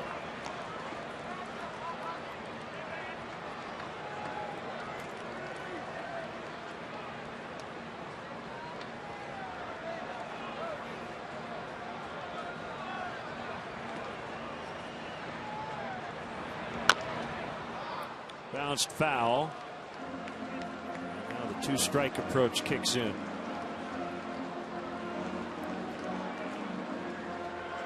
A little wider stance, a little choke up on the bat. Trust the hands. A little quiet the lower body.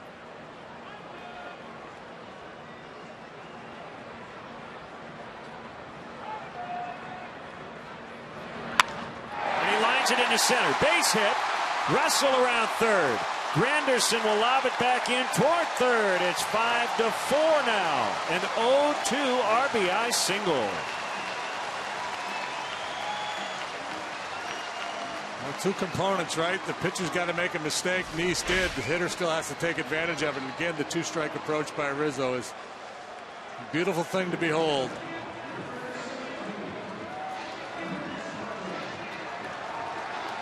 Off the plate, but it's up, and off the plate is not that far away from Rizzo because he's so close to home plate. And a little pepper with the Grandy man out there in center. 3 hits, a walk, an error in the inning. 3 runs in, and now all kinds of scurrying in the Mets bullpen. Bryant cracks his bat as he fouls near that pin.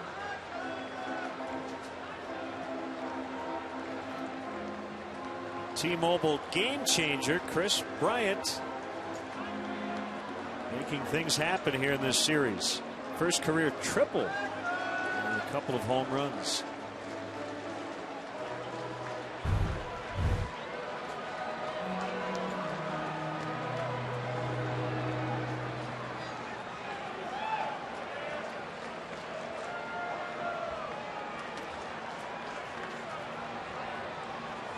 Place will erupt if he gets into one here. That could be trouble. Dude is not going to catch it. It drops, and we're tied. Fowler scores. Rizzo to third. 4 runs in, and still only 1 out. 5-5. Well, I didn't exactly tear the cover off the ball, but it got the job done.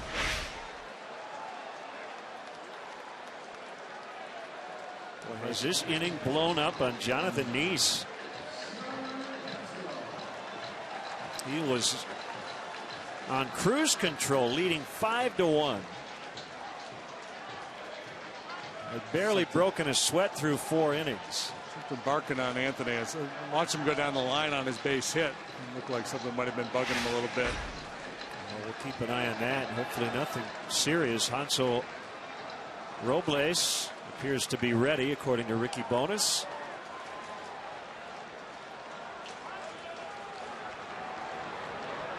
First and third. Cubs with a chance to grab their first lead today. The pitch to Castro, bounced foul. See hitters in this situation. Castro's pretty aggressive anyway. Likes to attack that first pitch, but hitters are like sharks with blood in the water. Go up there hacking when they've got a pitcher on the ropes.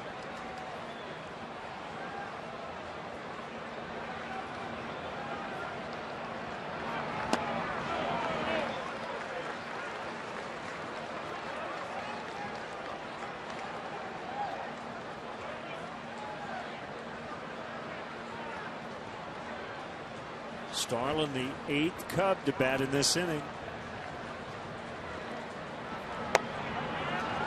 2-1.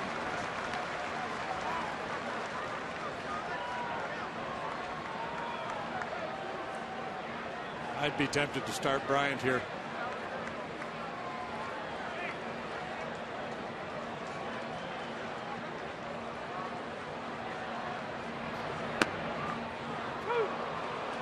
2-2.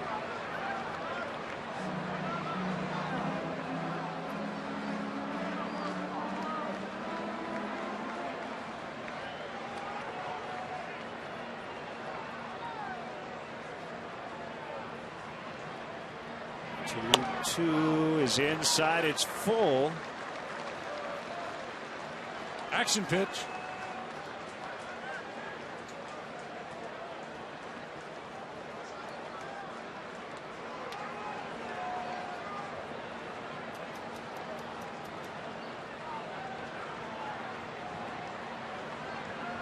To Castro. Popped up. Herrera makes the catch. Rizzo tagging halfway down the line. He's going to hold. Now,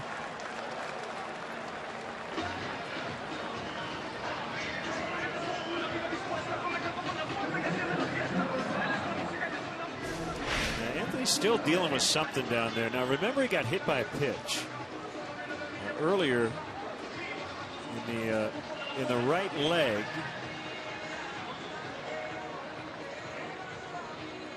I don't know if that has anything to do with what he's dealing with.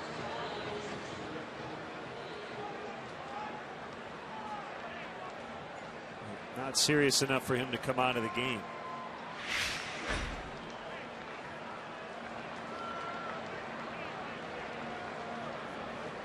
So Castillo.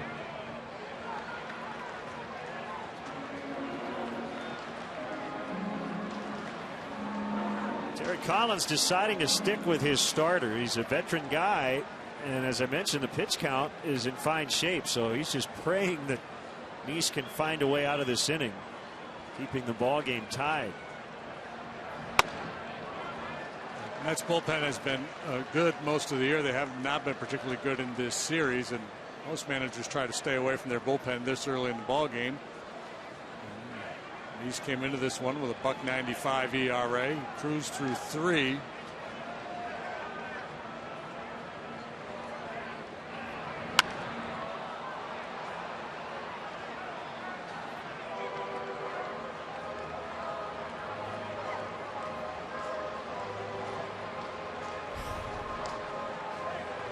AT&T UVerse multi-view, 4 big ones here. Cubs aided by an error.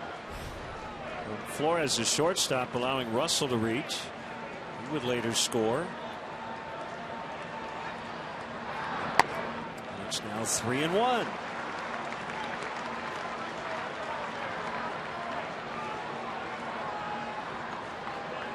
You see those stellar numbers. That's going into action today.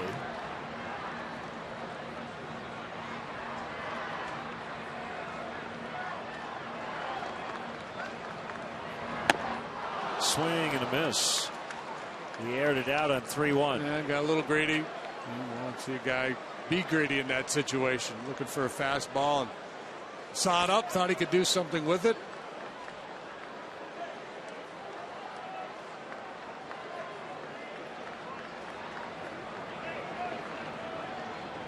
Duda will back up as Bryant will take off here on the 3-2 with 2 outs on the ground. Nice play. Tejada playing third base for the first time in his career. But the Cubs put up a 4 spot, and we're deadlocked at 5 as we head to the 6th.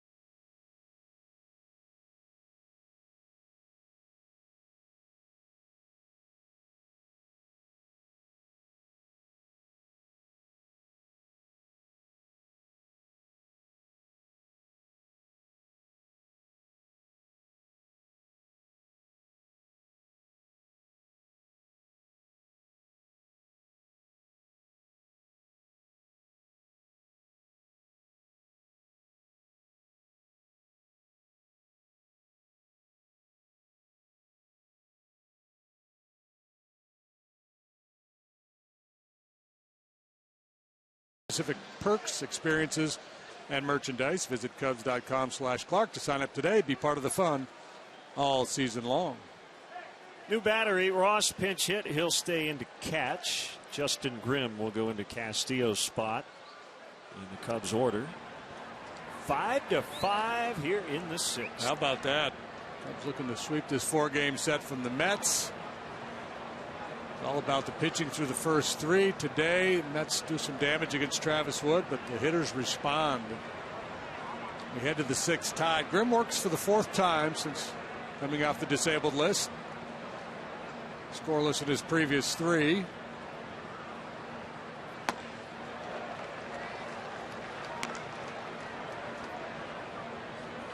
He'll go into the 5-hole in the batting order.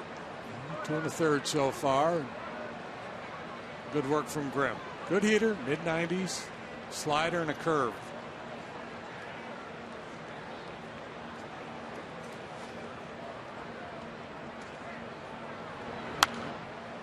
Record with his first career 2-homer performance. He's a strong kid. He hasn't had a lot of playing time in the major leagues, but he has shown power. And today, popped a couple.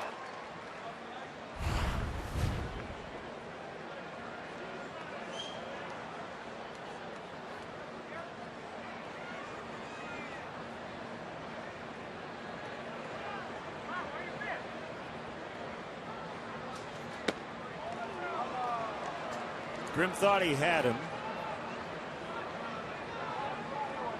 Well, that's a quality 0-2 pitch right there. It's either going to be right on the corner at the knees or just off the plate.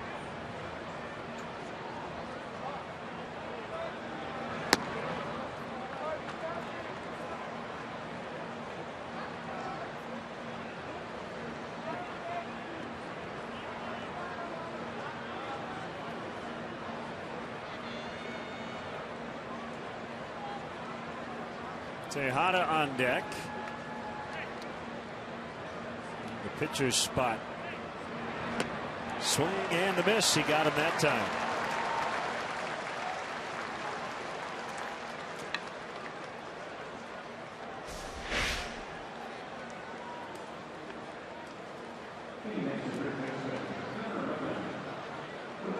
Good depth on that breaking ball. Record missed it by a wide margin. Nice is done as Kirk Neuenhuis has jumped into the on deck circle to bat for him.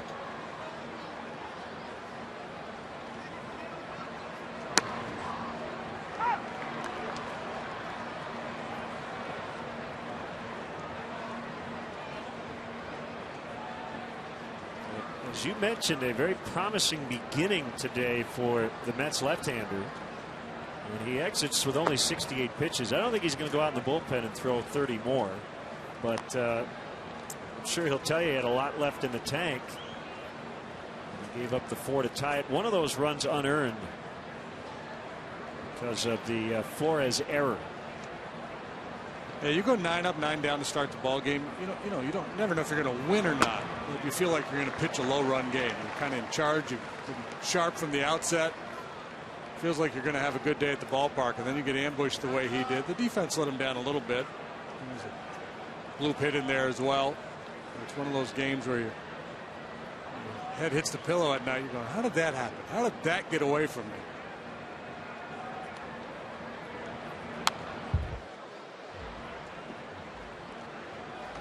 Still 1-2 on Tejada. This game will be decided by the bullpens. Wood went 4 1/3. Nice completed 5.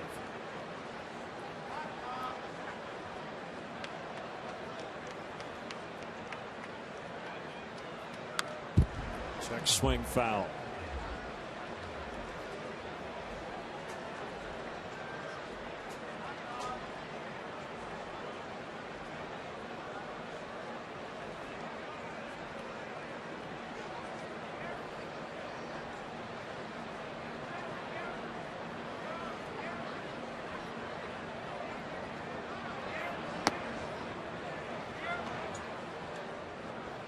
Able to lay off the breaking ball.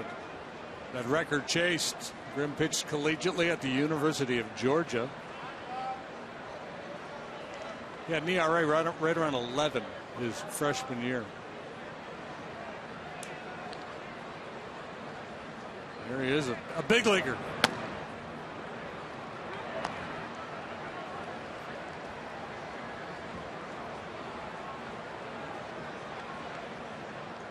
Three and two. Yeah, we'll have to ask him what happened. What adjustments did you make? Just raw, huh?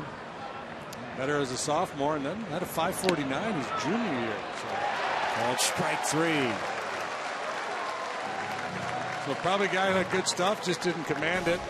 Took him a while to figure it out.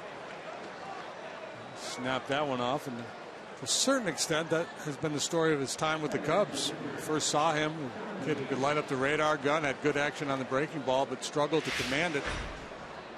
Second part of last year, really tightened things up. Did the Archie Bell and the Drells? He did. Tighten up. Nice will take the at bat, so he's not done. 2 outs, nobody on. Will at least take the at bat. We'll see if he comes back out to pitch.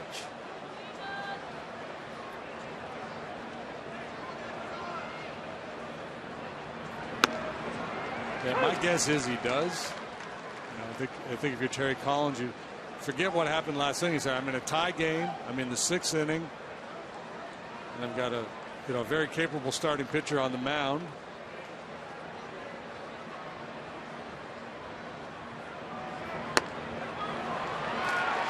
Grimm strikes out the side. 2 of the 3 of the looking variety.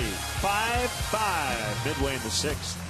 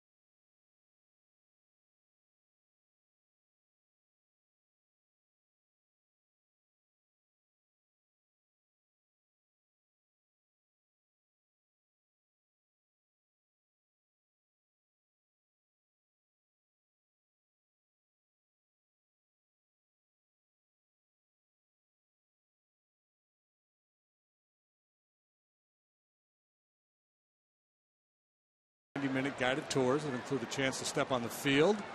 Over 100 years of history here at Wrigley Field. Cubs.com/tours if you want to check it out.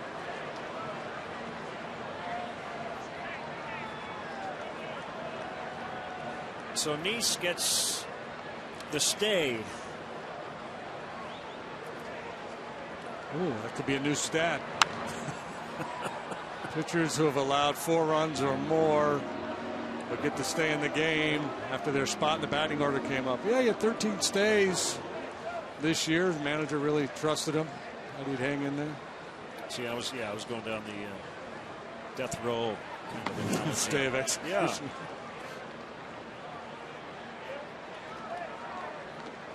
Yeah. His lawyer appealed, and his manager gave him another inning. Soler chops one softly to second, handled there by Herrera. Sometimes you're your own best advocate in that situation. Sometimes it's the pitching coach who serves as counsel. So Tejada keeps flipping the ball out of play after it gets thrown around the infield. That would drive me nuts as a pitcher. That's my ball. I'll decide whether we're going to throw it out or not. Yeah, he's playing third, so yeah, they throw the ball around the horn and he takes it, flips it into the Cubs dugout, throws it to the ball boy. Strike to Caesar. An RBI double as part of the 4-run uprising in the 5th.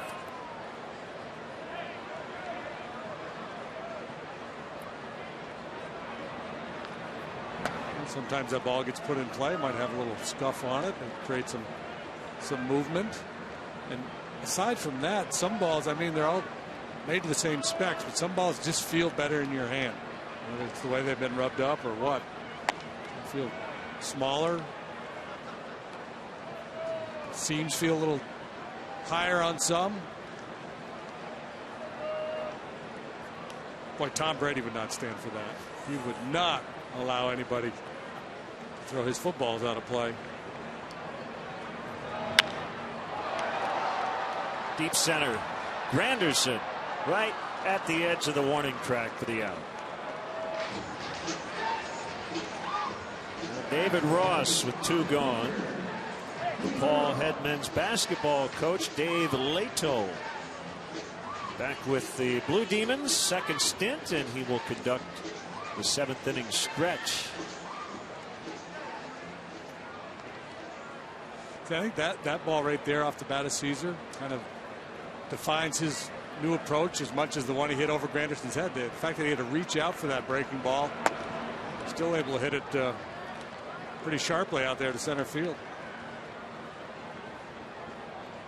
Ross pinch hit in the 5th and grounded out.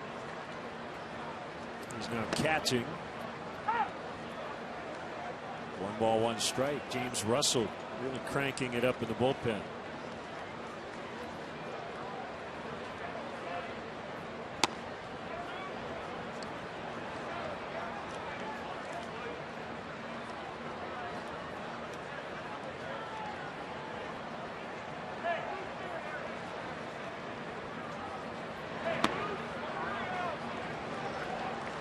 Backdoor cutter. Looked like it was over, but maybe a little high. 3-1. 2 outs, nobody on. 3-1. Time for a big swing here. Alongside as Ross fouls, and it's full. It'll be weird for Addison Russell. He's not batting behind a pitcher right now.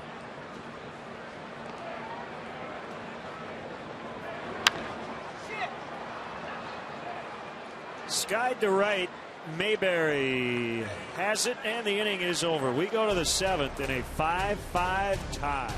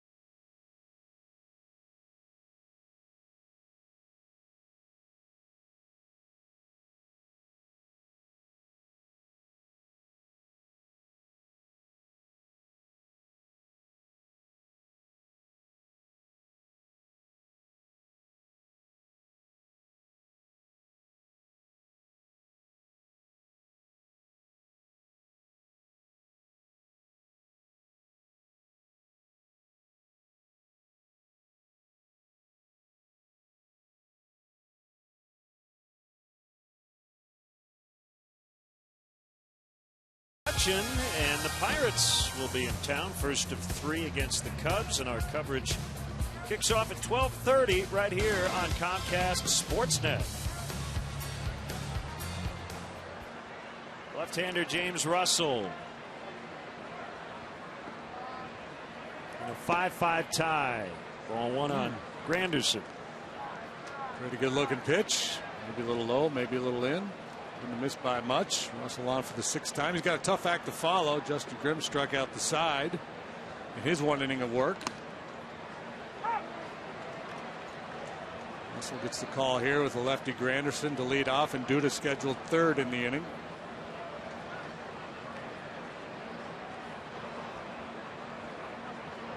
Expect him to pull if he hits it on the ground. The Cubs do not have an assist so far today, thanks to Brian Kostok for pointing that out.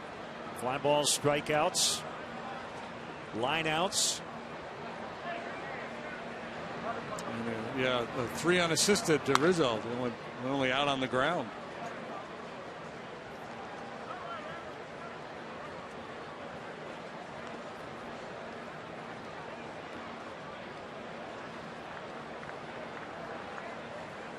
Two balls, 2 strikes. Stilson Herrera on deck.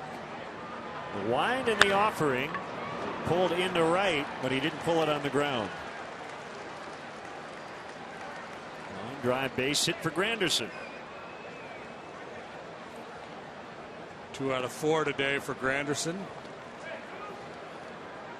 Pedro Strop in the Cubs bullpen. Pretty well rested, as Arrieta and Hamill each went 8 innings Tuesday night, Wednesday night.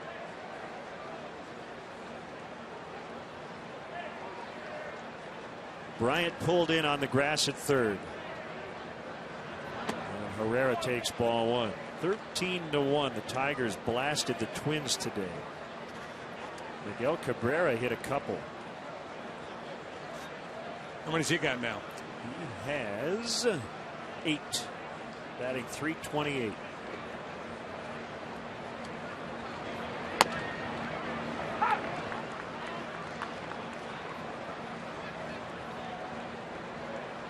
Detroit is 7-2 against the Twins, who've been lights out against everybody else.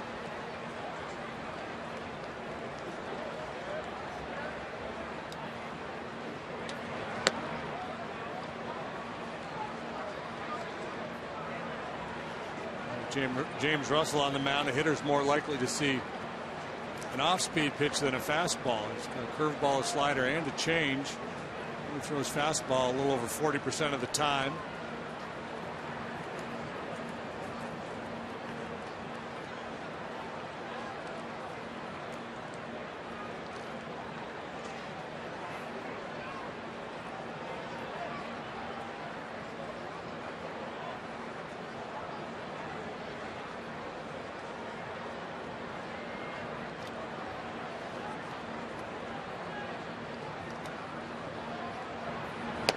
Swing and a miss on a change. 2-2.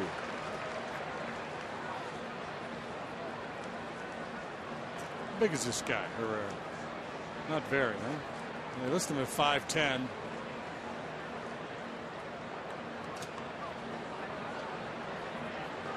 don't know. I think that's with long spikes on, I think. 5'10", 150. Kind of looks like Altuve up there, doesn't he? Yeah, a little bit.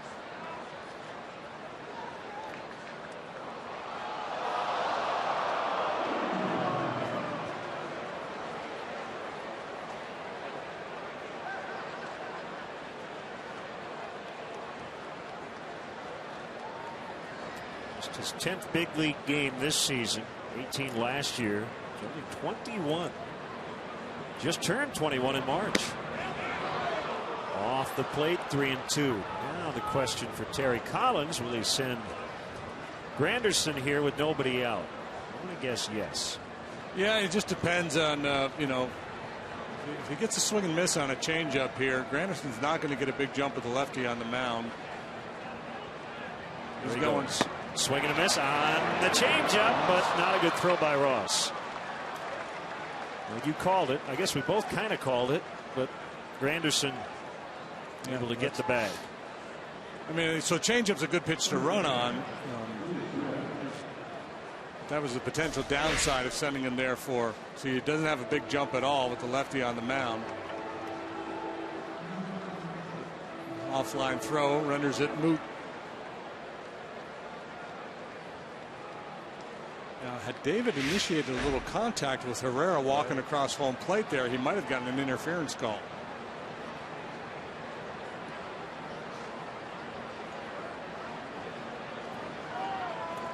Duda is 2 for 3.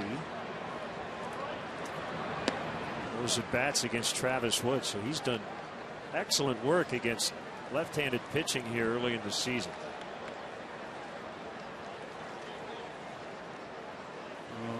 Yeah, 400 coming into play today. He was 14 out of 35. Really struggled in that department last year. Caught the outside corner, and it's 1-1.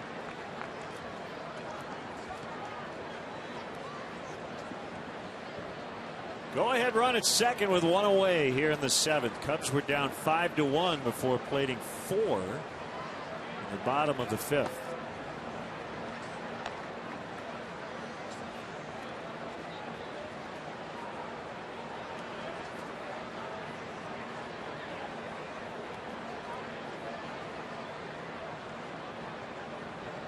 Dyer next for the Mets. Strop next for the Cubs.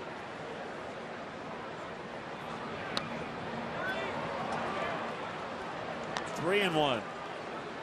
You know, as a left-handed pitcher in this situation, you know, you're charged with getting left-handed hitters out, but you don't want to give in to Duda. You got a base open.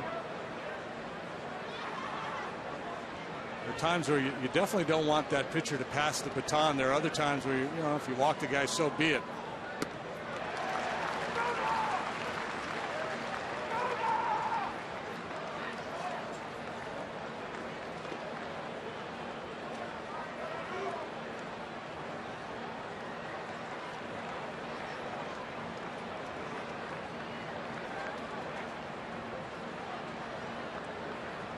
The 3-2 from Russell. Strike 3 call. I don't know how Duda can be arguing that one.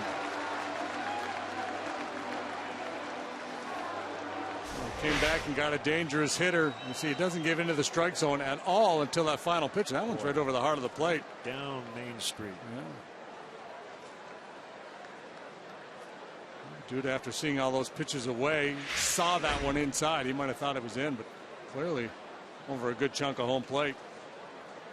So we're going to see Pedro Strop and Chris Coghlan as part of a double switch.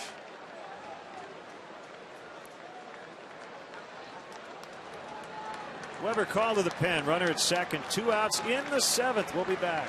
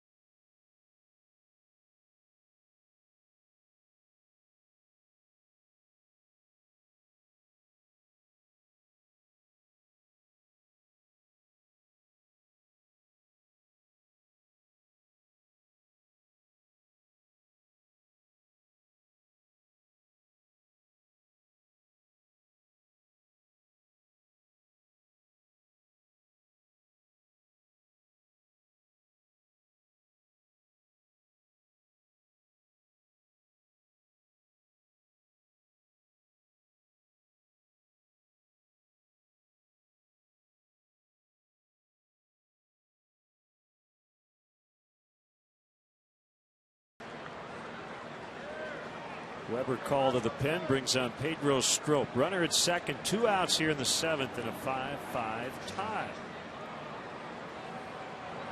Pedro 0-2 of the 368. Remember, he started the year on quite a roll, had an ERA of 0 for the longest time. Liner caught by Russell. So Strop needs one pitch to get out of the inning, and it's time for the stretch. Conductor for Take Me Out to Ball Game, DePaul basketball coach Dave Leto. Pump fans, are we ready? A 1, a 2, a 3. Take me out to the ball game. Take me out with the crowd. Buy me some peanuts and cracker jacks. I don't care if I never get back. Well, it's root for the Cubbies. If they don't win, it's a shame. For it's 1, 2, 3 strikes, you're out at the old ball game. Come back, let's get some runs.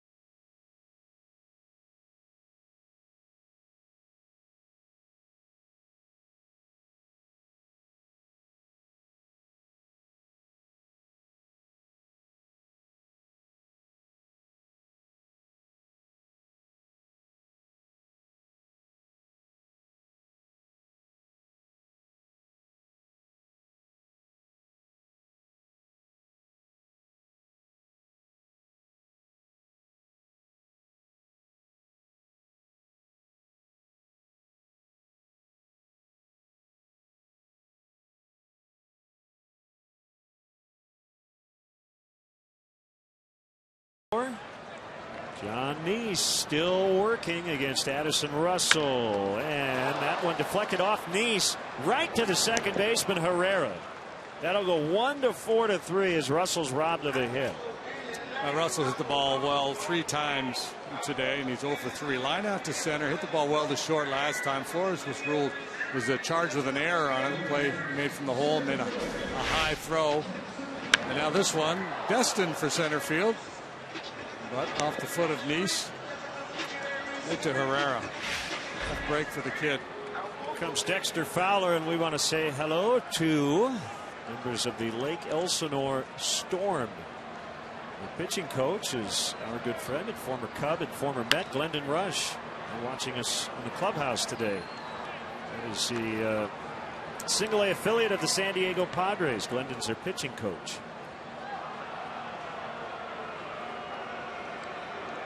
What's up, guys? Make sure the pitching coach springs for the pizza.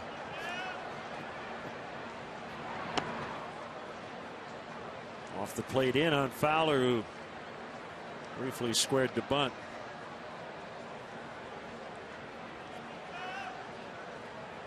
Rizzo on deck.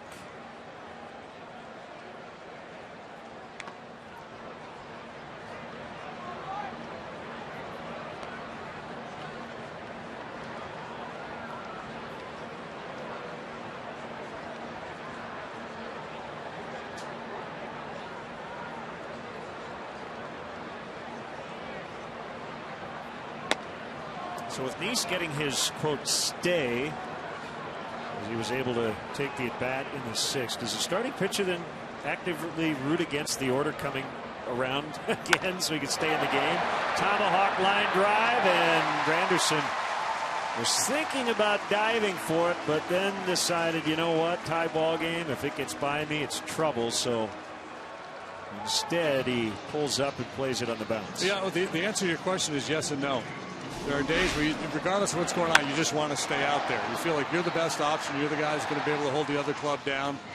you feel like your team's going to find a way to score one way or the other and get you a W. There's other times when you're like, well, I've had enough. I've been out here long enough. I might not be the best option anymore. I have a feeling Nice probably feels somewhat the first way because of how this game got away from him. Yeah, and that's the thing. You want to salvage the day. He was really good early on. Had one bad inning basically. He's bounced back nicely and hung in there.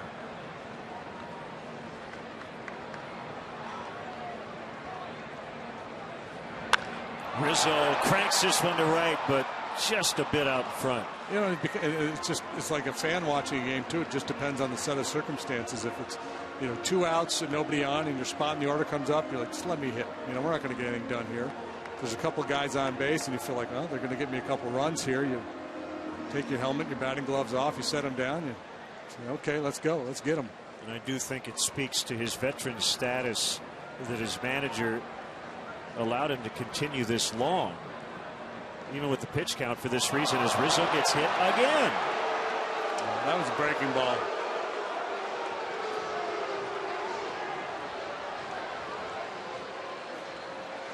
Second time he's been plunked today, and that will be it for Nice. It's changeup, actually. Look like he's trying to throw a changeup and just didn't finish the pitch.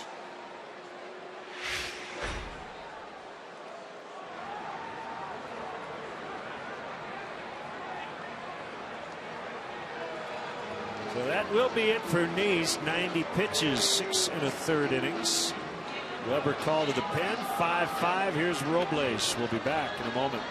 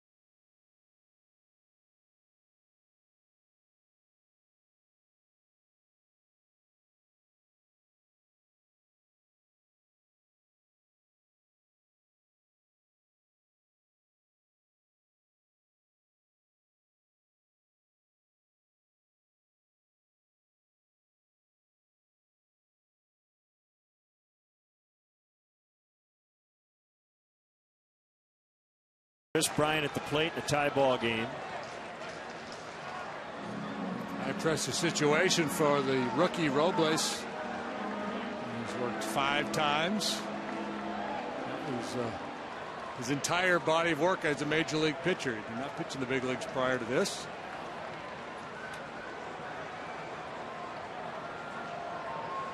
That heart's beating pretty good right now. Tie game in the 7th. Go ahead run in scoring position. Pitch. Ball 1. Interesting to note, Jonathan Nice's experience in this ballpark has been wild. He has 2 wins here. 2010, 2012, the Mets won 18-5 and 17-1. He's taken 1 loss at Wrigley Field, 11-1 in 2011. Today he had a 5-1 lead and couldn't hold it. With the ups and downs of beautiful Wrigley Field, he has felt them at a very high level. Yeah, and funny because the numbers 2-1 with an ERA of 4 here, but it's fairly routine overall. But he's arrived there in some strange ways. He's hoping for a no decision. He could take the loss though with these 2 runners on. Big pitch coming here. 2-1. Challenge fastball up in the zone. He's got a lively arm, this kid. in the low 3/4, slings it up there at 95. Pretty good movement. And has connected twice in this series. He's got his first career triple. He's legged out a couple of infield hits.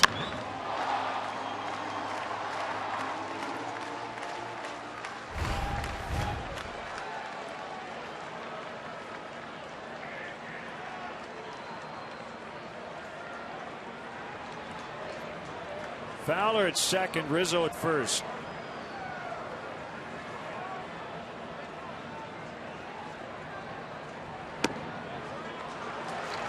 Three and one.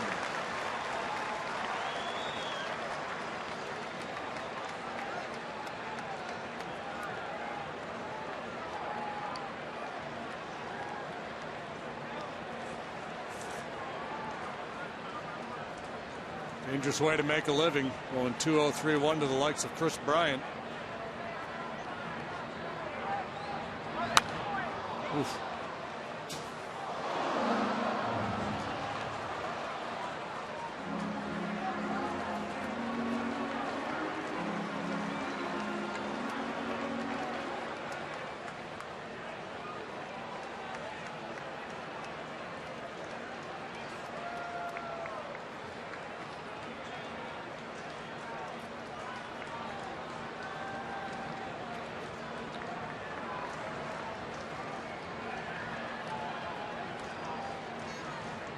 Three-two to Bryant. We'll try it again.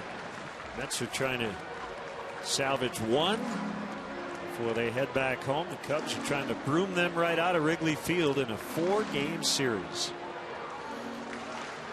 The sense that Terry Collins is watching this at bat with one eye closed. Those last two fastballs pretty much in Bryant's wheelhouse.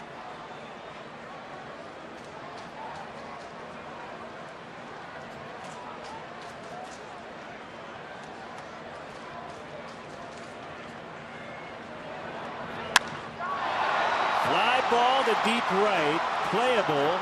Mayberry. Fowler to third. They're at the corners. 2 outs in the inning. So he tugged on Superman's cape and got away with it. Is that what you're saying? And then, after fouling off a couple fastballs, he came with a slider that didn't slide. I mean, he got away with some stuff there in that sequence.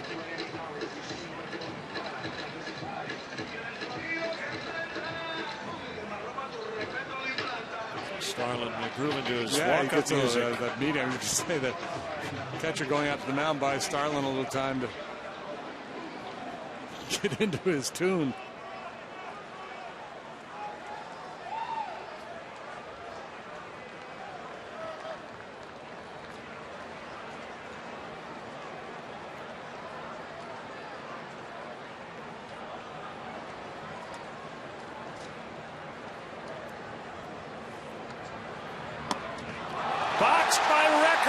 Is going to roll into the dugout, and the Cubs lead 6-5.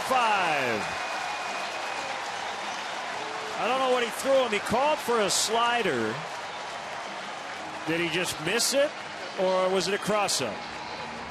Doesn't matter. Cubs have the lead. That's a passed ball. It's a slider. It's like the last one. It didn't have a whole lot of action, and Record just boxed it.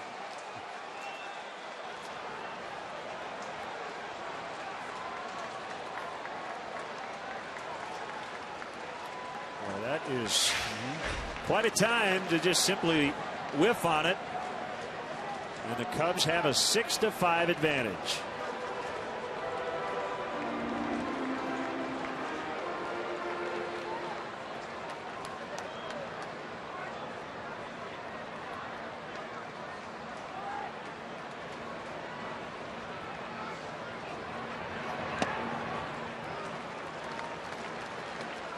Two and 0.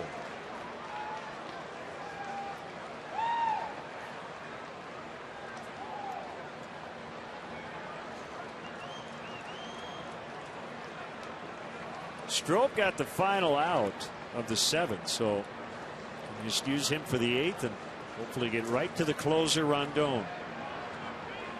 Now with the lead. That's where that double switch comes into play, having Coughlin now on deck instead of that pitcher spot. Gotta like it when a plan comes together. On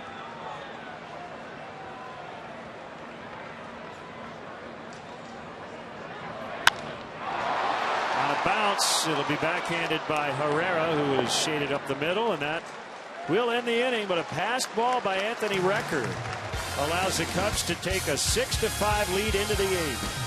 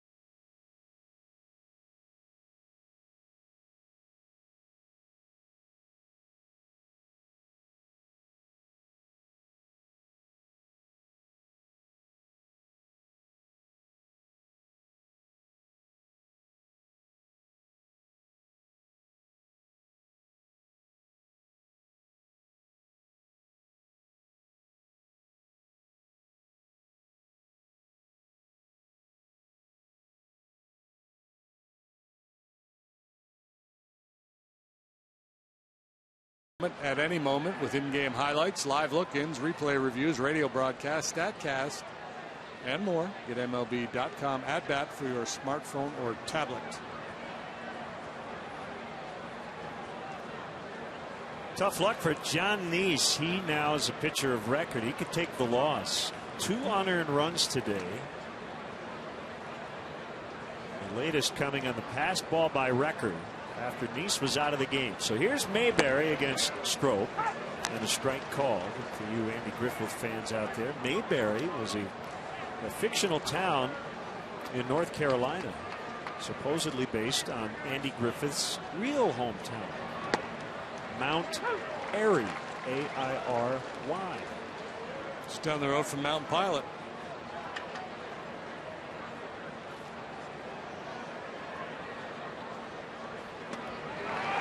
Swing and a miss, strike 3. One down here in the Mets 8th.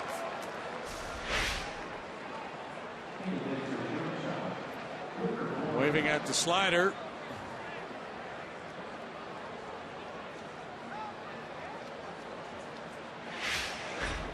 Flores.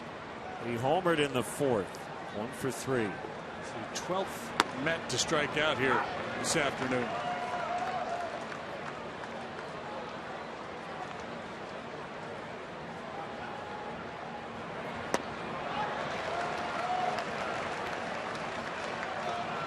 Flores fade as well.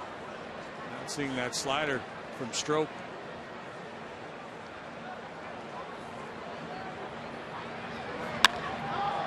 Driven in the air to center. Fowler.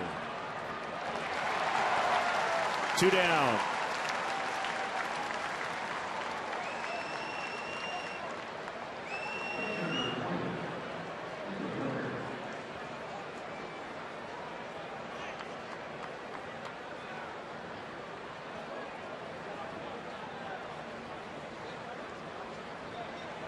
Well, Recker has hit 2 homers today, but committed that pass ball.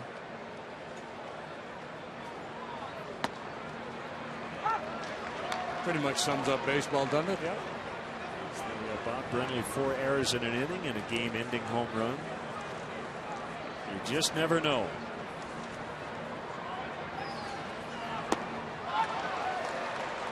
There's hero and goat and everything in the middle. Yeah. It's baseball. Usually you can identify, the hero on one side and the goat on the other. And after today, he's been a little bit of both.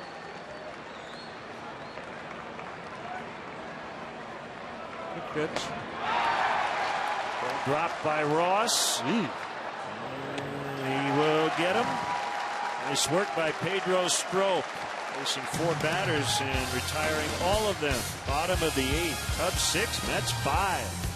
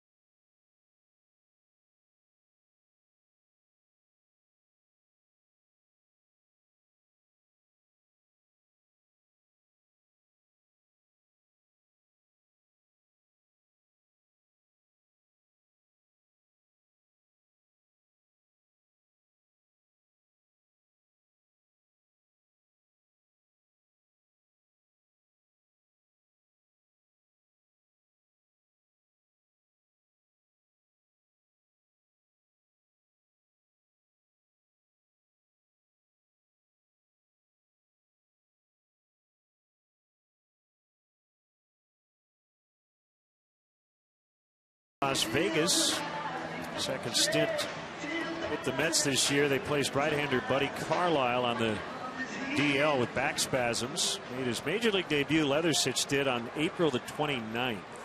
So this is only his 3rd major league appearance. He's from Beverly, Massachusetts. Strikeout numbers down at AAA get your attention.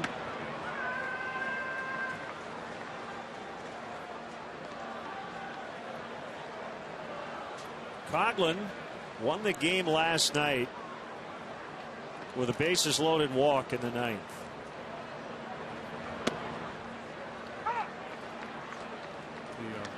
That's got a handful of rookies out there in that bullpen.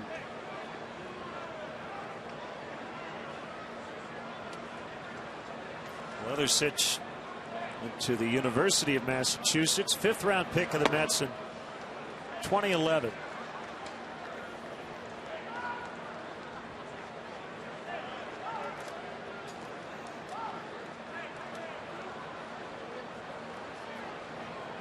Are they the Minutemen? University of Massachusetts? I would believe they are. Mike Flanagan pitched there, I believe. Crafty lefty for the Orioles back in the day. It's another rookie here, Goodell. Well, Doug Rader used to say that experience is overrated. Never would have landed a man on the moon if experience mattered. Somebody's got to be first. Yeah. Ball 4, up and in on Coughlin.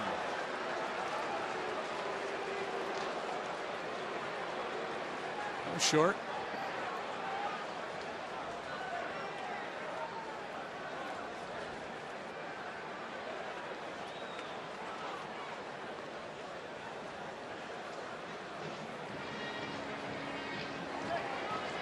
So Leathersich will He removed. It's a Weber call to the pen. 6-5 Cubs in the 8th.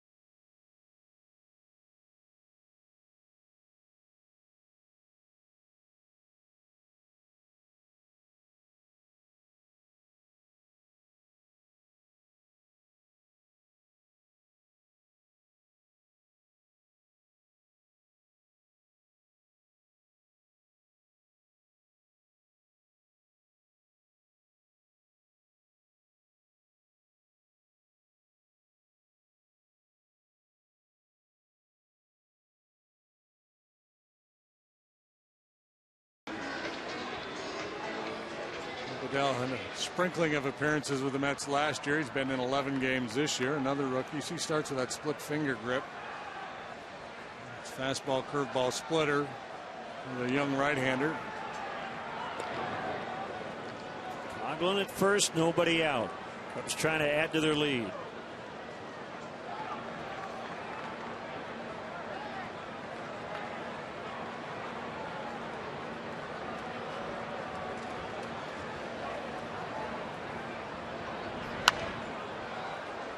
Off by Soler.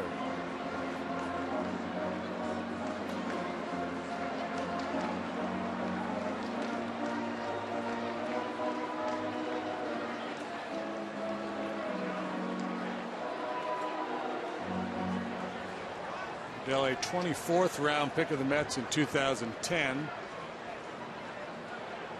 It's just college ball at UCLA.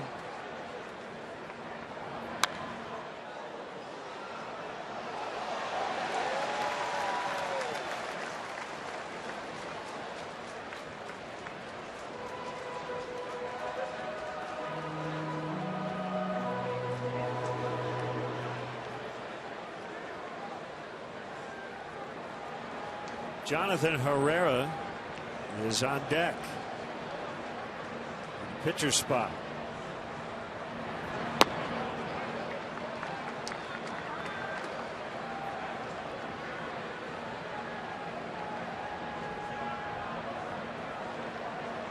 It's been a while for Jonathan, hasn't it? Haven't seen him much as of late. We've seen a lot of Herreras, just not him.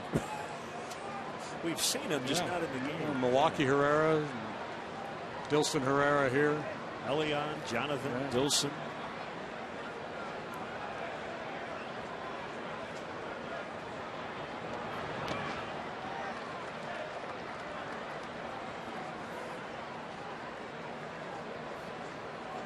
Two balls, two strikes.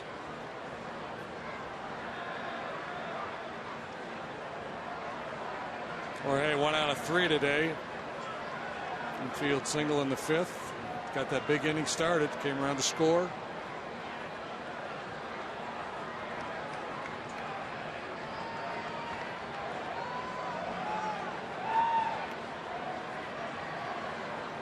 Sometimes the wind will shift during the course of an afternoon. It really hasn't today. It's been pretty consistently right to left. And Soler got jammed and maybe to fight it off foul on the ground.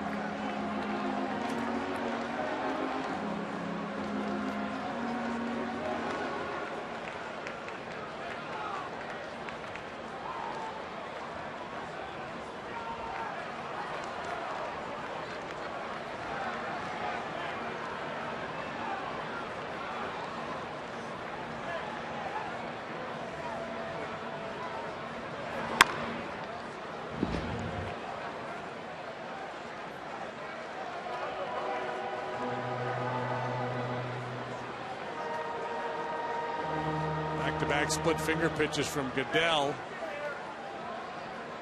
See if he tries to bury one down in the dirt, or if they maybe a throw over.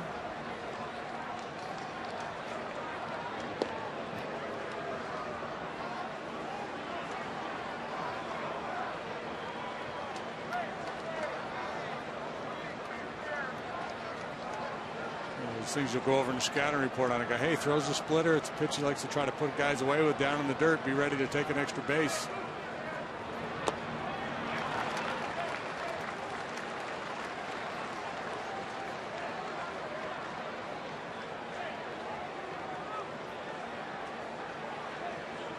Pirates will be here tomorrow. They dropped a 4-2 decision in Philadelphia today.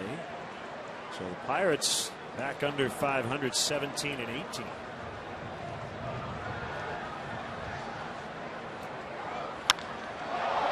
Runner going and a fly ball the other way. Coughlin never did quite reach second and able to easily jog back to first.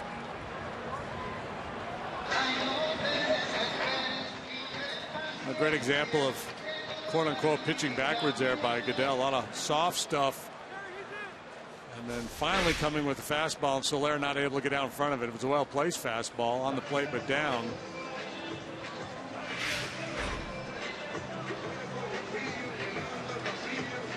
It'll be Miguel Montero. It's an interesting streak on the line. Montero has had a walk in 9 straight games with a plate appearance. First Cub to do that since Gary Matthews Jr. in 2001. The last Cub to draw a walk in 10 consecutive games, Stan Hack, in 1946. Dode Haskert in 1918 is the only other Cub to do it in 10 straight. So he may only have one opportunity as he pinch hits here in the 8th. Although if he gets hit by a pitch,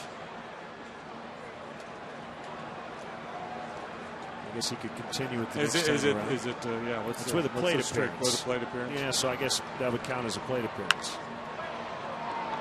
Off of third and caught. Nice running catch by Tejada.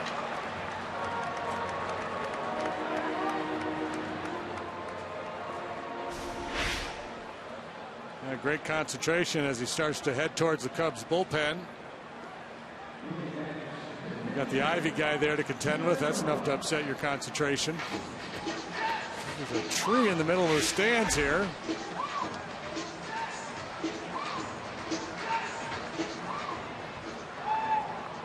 I'm a little late to get back and tag up on that play.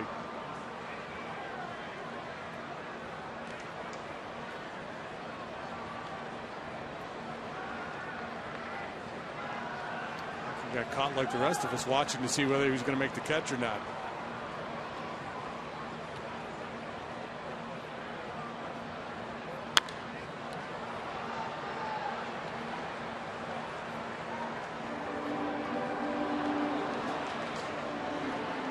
Paid crowd here at Wrigley Field today, 31,496. Watch their team hang in there and erase a 5-1 deficit. Have a 6-5 lead late.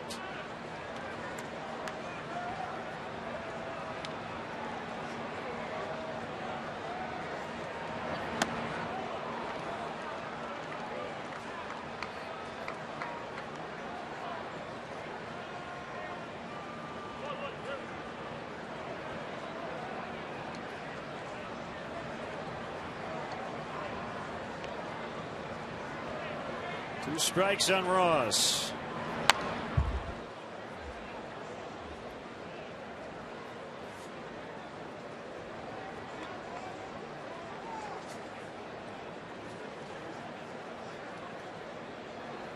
Cubs can't gain any ground on the Cardinals, who came back late and beat the Indians today, but they can stay within 5 of first place. Runner goes, pitches in the dirt, and Coughlin's in. So he does eventually get to second. Yeah, and I don't think he could have gotten the second on that pop foul, but you'd want to tag up and give yourself a chance to at least draw a throw. But he gets there on the stolen base, the breaking ball in the dirt, a good time to go, picked a good one. David Ross got one strike to play with here to see if he can drive him in.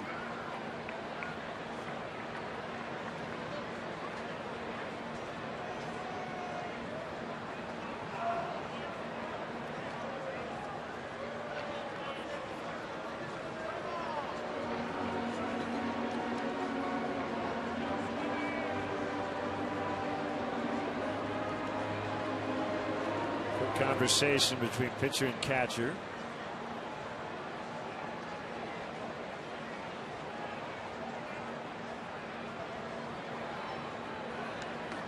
Going over the signs now with a runner at second. On the 1-2. It's even.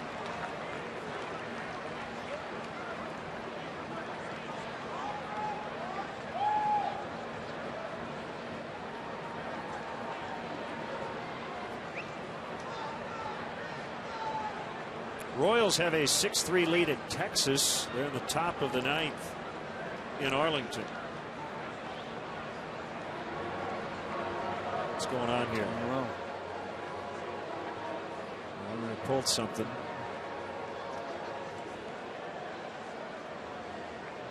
He'll stay in for now. If Montero will have to catch in the ninth.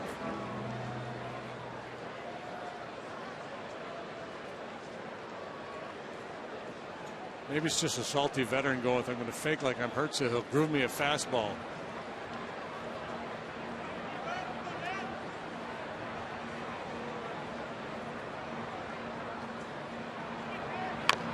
And he bunts with 2 strikes. Yeah, he bunts it foul. It's clearly barking whatever it is.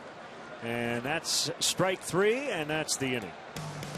So we will go to the ninth. It's 6-5 Cubs.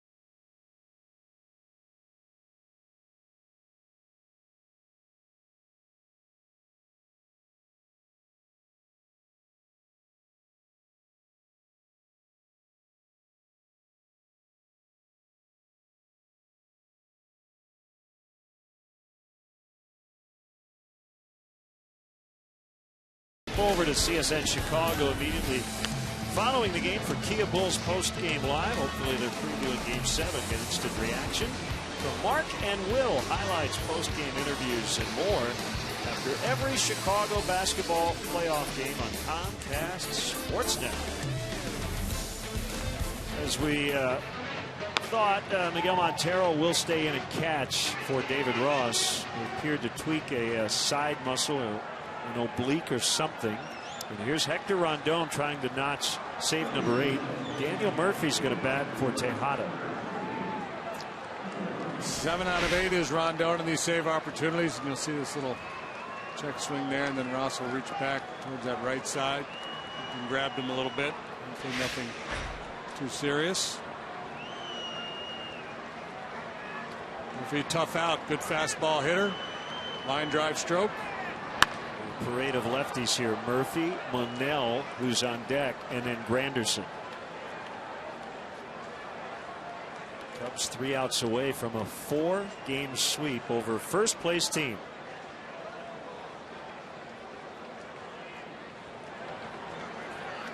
The wind and the 0-1. Ground ball towards center and through. Murphy off the bench. Tying run is aboard. Well, the 5 of the last 6 Cubs wins have been by 1 run.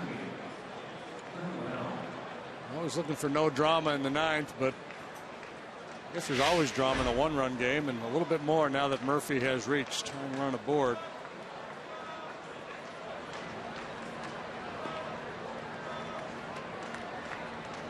Last 2 appearances for Rondon after that Rocky outing on May 8th. A save in game 1 of this series and a win last night.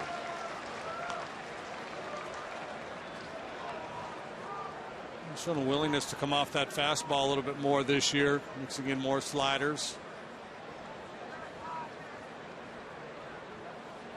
Monell's first plate appearance. Wide and an open stance.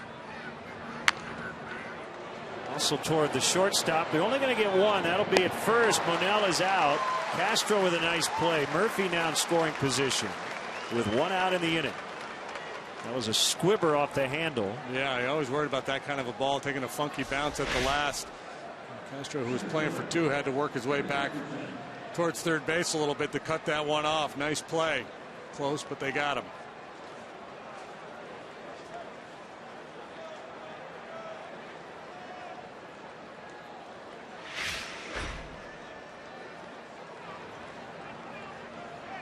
Granderson now 2 hits.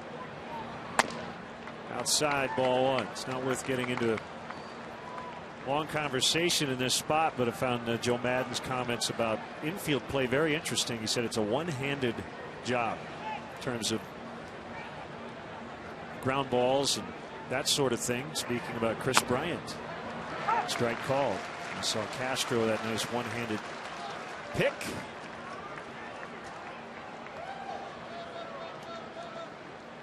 Goes against the grain. You're about 2 hands, son. Not on the infield. The 1-1. Strike 2. Yeah, especially if you're moving to your left or your right, you've got to reach for the ball. If you try to get 2 hands down there, you're going to limit your reach. Routine ground ball right in front of you. You introduce the second hand as a way to kind of caress the ball, get in a good position to unload and make a throw.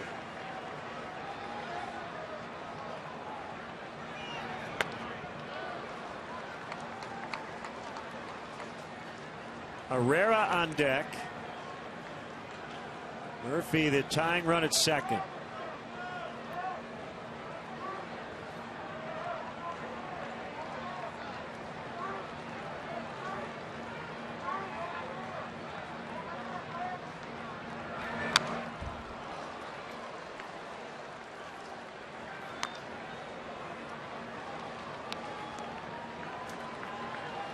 Anderson will take his walks. He has a high on base percentage despite a low batting average. He's got 2 hits today.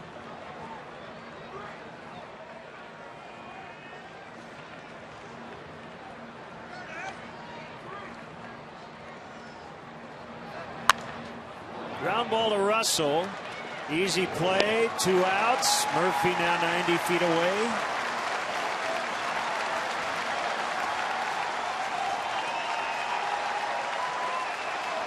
Will be Herrera against Rondon.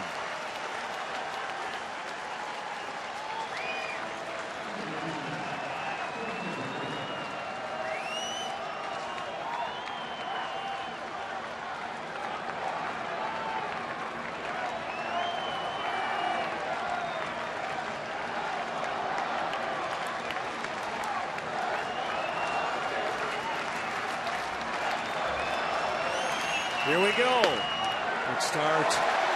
Slider strike.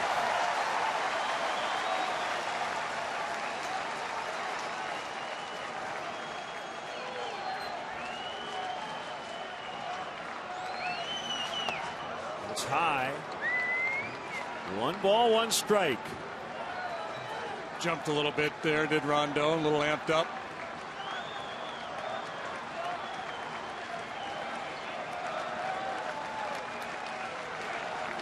He could go to the windup here with a runner at third, but choosing to stay from the stretch.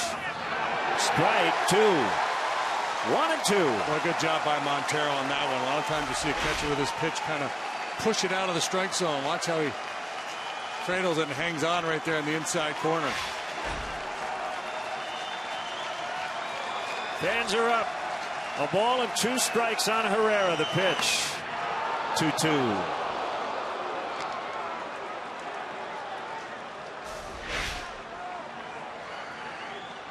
Tough one to lay off. Yeah, boy. Very tempting.